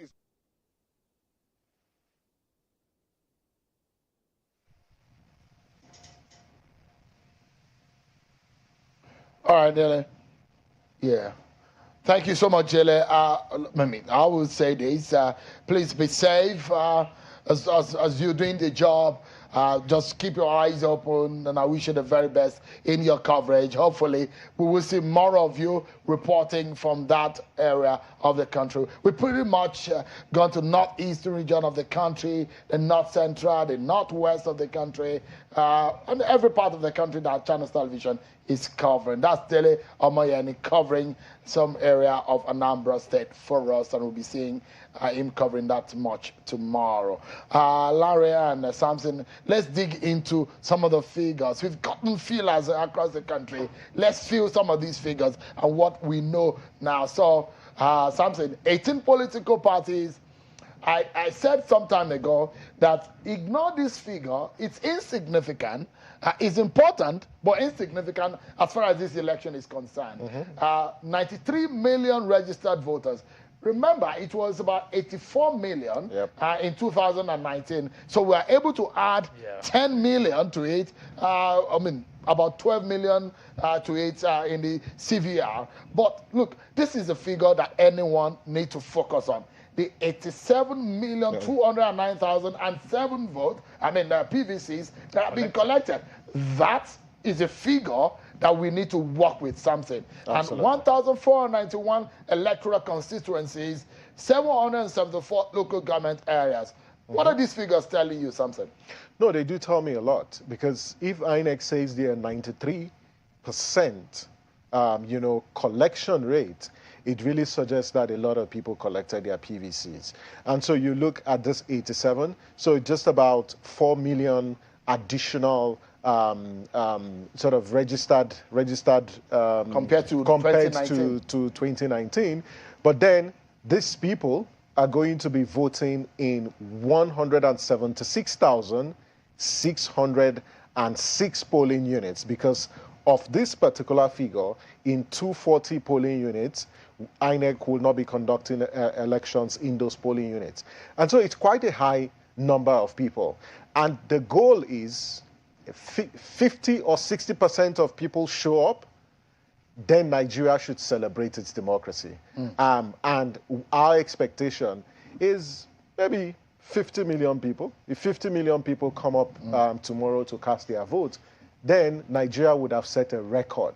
And I think there's no better time to set a record than now, to demonstrate the resilience that in the face of the crisis of either fuel or the naira or even the insecurity, Nigerians are rising up to say, we will still want to determine the next leadership through the ballots and not through violence. I was wondering that you're not one of those of us who do not have the naira notes in our pocket. I've not seen the notes in a while. Larry, we've seen it online. Larry, what does this tell you? So one thing is significant here, and you have experience of so many years of monitoring the transitions in Nigeria's politics and election and governance and all of that. So I look at this figure, 176,000. Not only that INEC must have presence here, the political parties also need to have presence here. Agents. So if you don't have presence here, that's where they're talking about roots and structures. Well, I think we expect a significant number of the political parties to have presence in those, polling units. And let me say, when you were introducing this segment or the discussion, you did say in an area where one of the front runners, I think, for us in the media, the 18 candidates are front runners. But we also know that there are some alliances, some collaboration. So it's possible that you may have a party that collaborates with another and, one agent is overlooking for the other. But if you would really be considered to be good front runners, we'd expect you to have, presence in all these polling units. And it's really not just the political parties and the INEC. We're also talking of even the law enforcement agencies, the police. They would have to have, presence to maintain law and order. But looking at the, previous figures, in terms of the number that has collected PVCs, and Samson's projection that if we have 50, 60%, we would celebrate. I think that figure also tells me that some segments of the populace had actually gone beyond saying, we want to be involved, to actual demonstration of that through the collection of PVCs. And so if we recall, in Osun State, we noticed that among those who really registered and collected PVCs were young people. So I feel that that figure is also telling us that more younger generation of Nigerians are showing their interest in the political arena And I feel that that could also be a factor in this election in terms of what may, be possible, outcome. So for me, it's quite, positive to see this, development. And 15,331 contestants. And there are 4 different elections. The presidential, the National Assembly, the governorship, and the State House of Assembly elections. So we have 15,331 contestants running in those offices. Well, I mean, because we have 18 political parties, so we should not be surprised that we have this, number of, contestants. It was more in 2019. Well, it was more. So what this tells us is that some of the parties are not running candidates for all these, offices. I think that is what it tells us. And that is why, again, then we also have more political parties contesting as against what we have now. So that would be my own interpretation of that, particular, figure.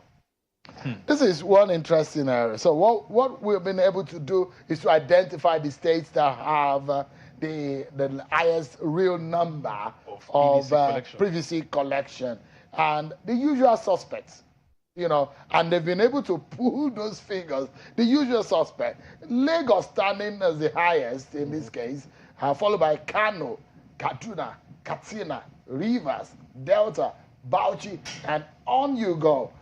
What do you see? Any major difference from, they're the usual Big Ten that we always see in our elections, Samson? Quite frankly, I was just looking at the data for 2015. If you look at the 2015 data, if you look at the 2019 data, and the 2023 data, these top 5 states have dominated the number of PVC collected. They are also what you call the battleground states. Absolutely. Because anyone who secures the highest number of votes here may likely coast to victory. So you're talking about the KKK states? But now you need to add the L state. Yeah. So it's LKKK.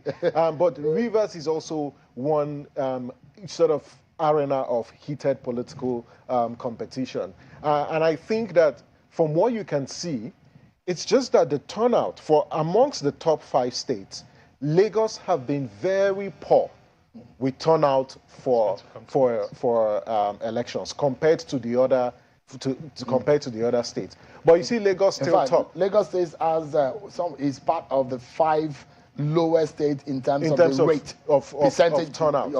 But it does appear of even collection of the PVCs. But it does appear that there might be some high appreciable increased turnout for Lagos because of the level of mobilization, or perhaps one of the candidates also comes from Lagos State. But this is really interesting. It's expected, but if you've got this figure and this figure show up, at the elections, then this target of attaining a high turnout rate might be achievable. So now, Larry, this is where I want you to come in. Okay.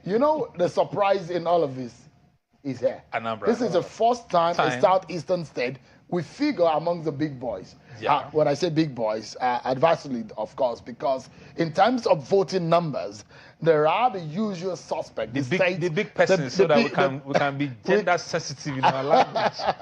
So the big, all right. So, but when you see Anambra feature, could there be any reason why Anambra had that high number of collection rate or the number? I would think that is pretty obvious.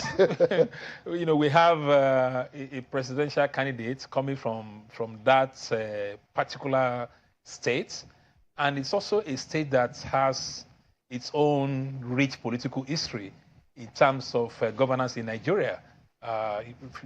Dating back to the first, republic, the period of where we had, governor generals. That state has also produced a vice president of the country. So it's a politically active state, and maybe that level of being active has been further, activated by the presence of that, candidate.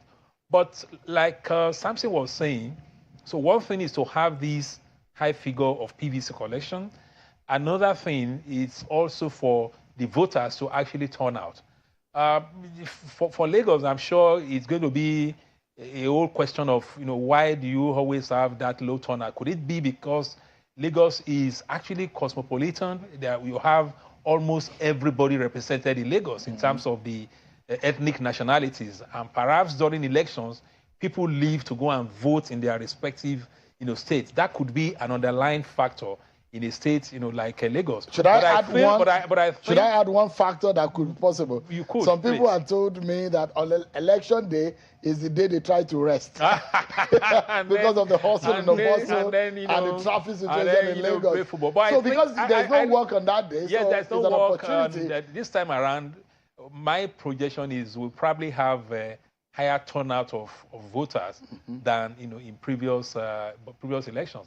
But it's not just Anambra that is interesting. Yes, we have the same big players when it comes to PVC collection. But you look at Borno State also, I think that is quite significant. If you look at past problems of insecurity in that region, and Jigawa, people really don't pay that much attention to Jigawa. It's always about Kano, but we're looking at about 3 million collected PVCs from Jigawa, and I don't think that should be taken for granted. So, but what this tells me one way or the other is that, of course, like I said, we advisedly, we don't try to say these are front runners. We take all the candidates as front runners.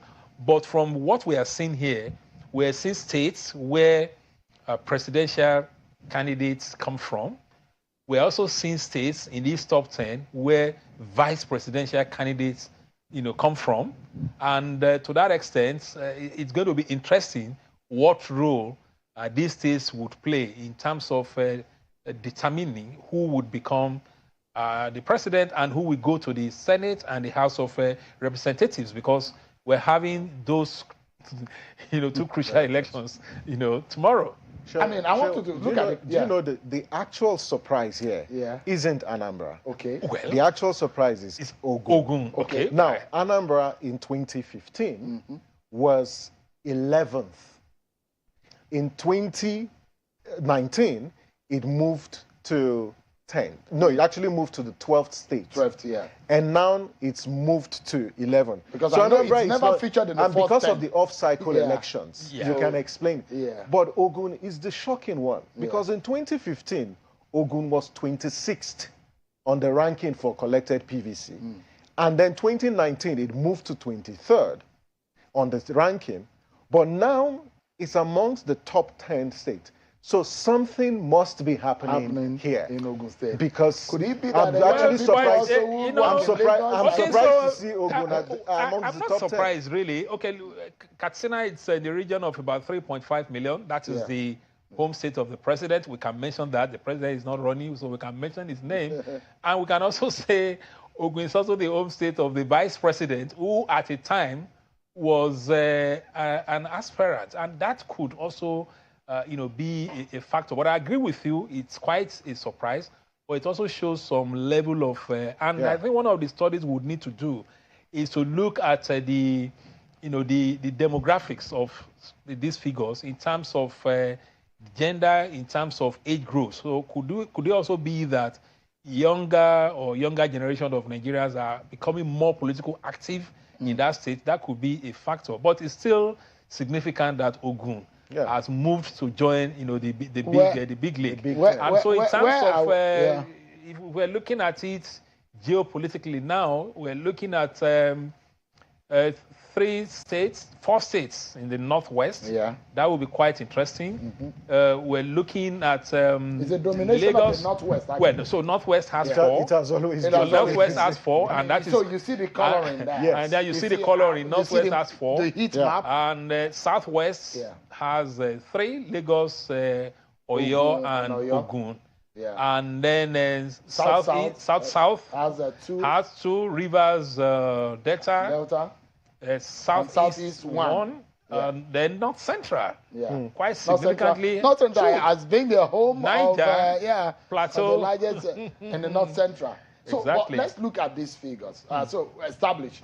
These are the number of collected PVC, and you see what it means in the entire number of the registered voters. Now, see the fragment of the uncollected. I think there's a whole lot of work that's being done by everyone, the civil society, the media, in getting people to, I mean, the ones that I'm not really happy with are the political parties.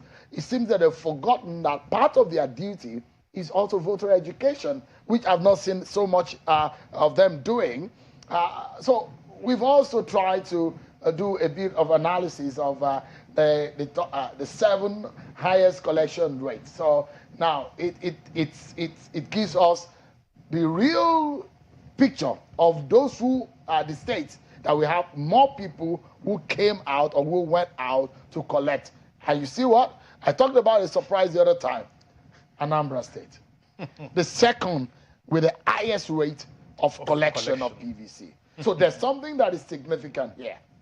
I think, quite frankly, I look at these figures, and every time I see 99%, I get worried. Exactly. And it gives me sometimes palpitations that are you sure these figures are really correct? And these figures are coming from the state. Because what it means is you just have only 1% of PVCs that are uncollected. But this is happening within a context where people are complaining that they've not collected their PVCs, or you have unprinted PVCs. So, quite frankly, I will be concerned about, you know, some figures, especially when they return things like 100%, because it's just impracticable that everyone, you know, who is on the register did collect, you know, their permanent voters card. What about people who are dead? You know, what about people who couldn't locate their PVCs? Well, there are just a lot of cases. So, whilst, there were high collection rate, but I think we should also be careful and to really interrogate some of these figures when they come. And it's just in the interest of transparency. But I think if you look at all the states, Anambra is the outlier because it's from the southeastern block. But all the other states, are from the northern parts of single one from the southeast, country. I mean, south. No single state from the none from the southwest. Yeah. Now, if you look at it, Samson, from what you're saying, look, Bauchi State, northwest, Katsina State. No, northeast, Bauchi, northeast. Northeast, Bauchi, northeast. So you have Gombe, also Borno, and northeast. And then it's actually a game of the northeast. And then you have 2 states from the northwest, Katsina and Kebbi. Yeah. But if you look at this, if you go back to the map, the region with the highest number of collection, it's actually the northwest. Followed by, I think, the northeast. Yeah, absolutely. And the northwest, you know, it has the highest number of registered voters. Exactly. It has the highest number of polling units. And highest number of... It's just the region with the highest. You can call it the zone with the highest. It's the highest in almost everything. The lowest. You know, we talk about food baskets when we're looking at some parts of the country. It's not looking like the vote baskets. Yes, I mean, you're very right. I think we're looking at the northwest or the vote bank, like they call it. The vote bank. Yeah, the vote bank. Oh, okay, well. They have. I don't want us to use bank because of the whole currency crisis, because that could provoke some anger. We don't want people to be angry for them. We want them to come out to vote tomorrow. So, Larry, look at it. The kind of vote basket. Look at this. Now, Oyo, in terms of lowest, southwest. Oyo, southwest. Ogun, southwest. Ondo, southwest. Lagos, southwest. You need to send your researchers to the field to find out what... I think it's about mobilization, honestly. It's about mobilization. Yeah, but Larry, you wanted to... No, I just feel that we would need to still interrogate these figures, like I said, because when you begin to put percentages to it, it becomes something that, you really, worry about. What it was just about saying, it's also about... mobilization. It's also about how people, perceive this thing, the importance they attach, to PVCs, to voting in elections. And it's not just for civil society alone to really study this. It's also for, political parties. You were making the point that, many of the political parties don't see their function as including voter education. And voter education is about that basic of getting people to register and getting people to go and collect their PVCs. And I'm now wondering, does it mean also that people who come from other areas who live in these states have actually returned to their home states to register and to collect their PVCs? I'm a bit surprised about Oyo State, because Oyo State is supposed to be the political capital of the Southwest. That has been the seat. That was the seat of the regional government in the days of regional the second and the third politics. Republic, Exactly, almost everything that even still happens now. When the various Yoruba interest groups and so on are meeting and everything, they go to Ibadan. So you would think that Oyo State and Ibadan is the largest native city in Africa, still is. So you think that you would want to see some higher level of collection of PVCs in those states. So it's quite worrisome that you now have these picture. But then it's also about the number of PVCs that are actually collected.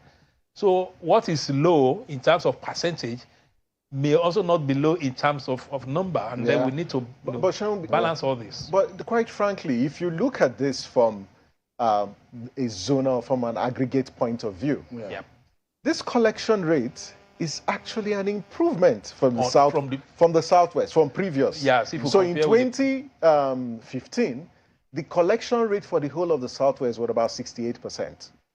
In 2019, it moved to about 76%. And now it's moved to 86%. So there is that progression, and it's progress. And I think it just boils down to mobilization. And I'm sure that of Osun State also... because of the Osun elections. It's just about mobilization. It's how well, are people, paying, the sacrifices and enduring, to participate in this process. For me, I wouldn't actually say the Southwest is not performing. I'd say if you look at the trend from 2015, there has been a rise and its progression, because moving from 68 to about 80-something% is actually progress within a span of about 4 years. We need to run now, but there is one aspect of this conversation I'd like us to weigh in on, and is the manipulation risk assessment index. I thought that Ezenwa Wagu was going to join us here, but he's missing. His chair is here. I don't know where that man is. But talk to us about this, Samson and Larry. Your group have come out with this report, and when you say an index, that means there are scientific postulations or positions that you have gotten to that has given you that position on what you have found out. So the question is, what are the manipulative tendencies or this manipulation report? What is it all about? And what do we need to be worried about something, Larry? Tomorrow is here. Well, okay, the election risk manipulation index looked at 6 variables. And I think the first one is INEC capture. The second one is tampering of voters' register. Third one is voter suppression. The fourth one is resistance to election technology. And we're talking of BVAS here. The fifth one is history of election fraud. And the sixth is election litigation. Now, some of these, we had to be worried about them before the election. But now that election is taking place, I think some of these variables we still need to worry about them. So if you look at INEC capture, for example, it's about preventing INEC to perform its functions. And INEC capture could then be in the form of ad hoc officials or INEC officials not being allowed to do their work, or disruption, and so on and so forth. Then voter suppression. This could also be an interesting development, because if you deliberately provoke violence, although the good thing is that the Electoral Act now empowers INEC to cancel elections based on some problems like violence, but there could be targeted disruption just to really prevent supporters of a political party from exercising their franchise. The third one I will talk about and allow Samson to come in is resistance to election technology. we all now know that BVAS is very, very crucial, and one way or the other, BVAS must be made, to work. This is the basic ingredient. This is the basic tool that gives the correct picture, because it's used to accredit and also to capture actual, voting. Again, we don't want a situation where, there are, threats to BVAS, either, whether. Larry, we need to go. Exactly. A tough job I want to give you, because I know something, you have some kind of education. I wanted us to vote. Yeah, exactly. But we're totally out of time. So if you can wrap up quickly, just in about 60 seconds. No, you need to hold this one is as mine. well. Okay, go ahead, Larry. Yeah. When was the last time you voted, though? All right, Samson. Well, so this is a sample ballot paper, and tomorrow, for viewers, you're going to get a ballot paper with the logo and where you need to thumb print. Now, for want of time, we just want to show you how to fold your ballot paper when you thumb print or when you finish thumb printing. So once you thumb print on the box, right? This is how you fold the ballot paper. Okay. You fold the ballot paper this way, and then insert it in the box. In the box. The reason why you should fold it this way is so the ink does not smear or spill over. Because if you thumb print here and you fold it like this way, then then the the ink will spill on another box. And that will be like double voting. And that will be double voting. And then it becomes invalid. And it becomes invalid, and it will be a rejected ballot. And if your ballot is rejected, it means your vote will not count. So all you need to do is, once you thumb print, just fold the ballot paper this way. This is the correct way. As if it's a long envelope. Yeah. This is the correct way to fold your ballot paper and insert it in the box. All right. That's the way to prevent rejected ballots tomorrow. That is an expo. That is a vital information, and that is a hack into an exclusive. Thank you so much, Samson. Always you've done. You and your team, you've done a very great job. No, and thank you so much. Team as well. Thank you so much. But there is something, Larry. Thank you so much indeed. There's something that I'd like to tell our viewers that we will not unravel tonight, but tomorrow. It's going to be the most exciting time you will find on television, and perhaps in election coverage as far as this part of the country, this continent is concerned, thanks to the partnership with China's Television and Yaga Africa and some of our friends who are making effort in ensuring that there is transparency and equity in our electoral process. Don't miss it. We're opening our studios at 7 a.m. and we're not closing it at all, because all through the period until the last result is announced, we will be here, and this magical board will be doing some magic. Don't miss it out for anything in the world. Keep it on, but even if you're not at home, you can watch on your mobile. That is one thing that Channels Television gives to you. ChannelsTV.com, on YouTube, wherever you may be, on the go. Thank you so much, Larry. It's good to see you. This is going to be your second home, same way as Samson, because in the next couple of hours and days, we'll be here, and hopefully the results are announced early enough. Third home, you mean? Thank you. Thank you so much, everyone, for being a very wonderful company on the eve of the election. I'm so excited. I'm motivated. I'm not ready to go. I hope you are too. On behalf of all of us here at Channels Television, thank you so much, and I'll see you tomorrow at 7 a.m. God bless Nigeria.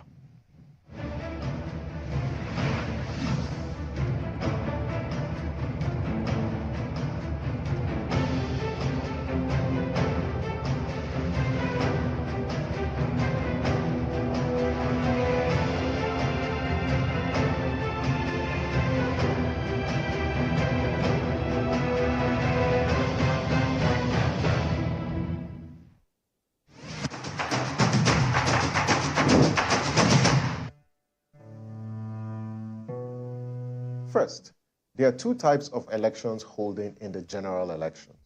The first is legislative elections, that's elections to the National Assembly and state houses of assembly.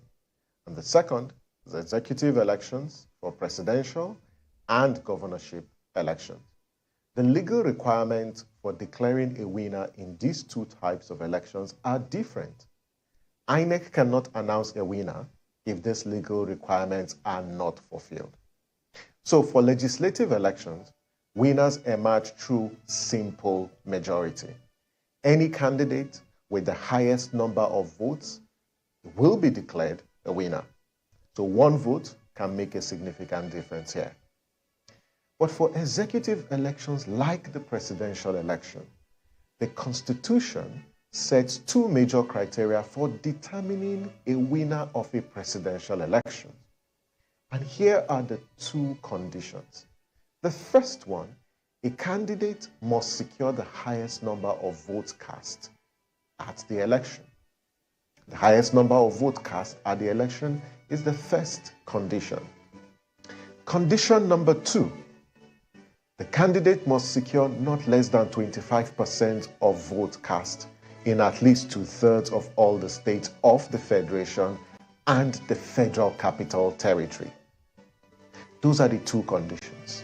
Now, let's break this down further. None of the candidates in the presidential election will be declared a winner if he or she doesn't secure majority of votes cast at the presidential election and 25% of the votes in at least 2/3 of all the states of the Federation and the FCT. If none of the candidates meets the threshold of securing the highest number of votes cast, as well as 25% in 2/3 of all the states of the Federation and the FCT, INEC must conduct a second election. And that second election is known as the runoff.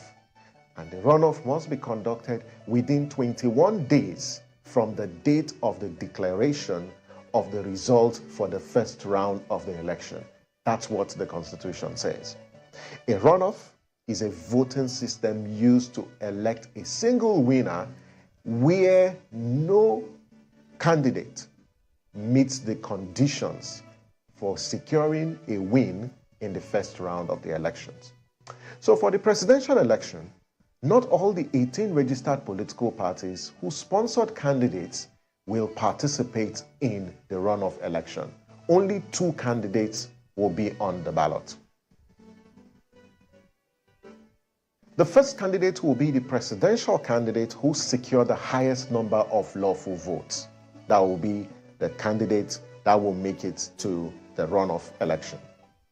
The second candidate will be the one who, amongst the remaining candidates, who has majority of votes in the highest number of states.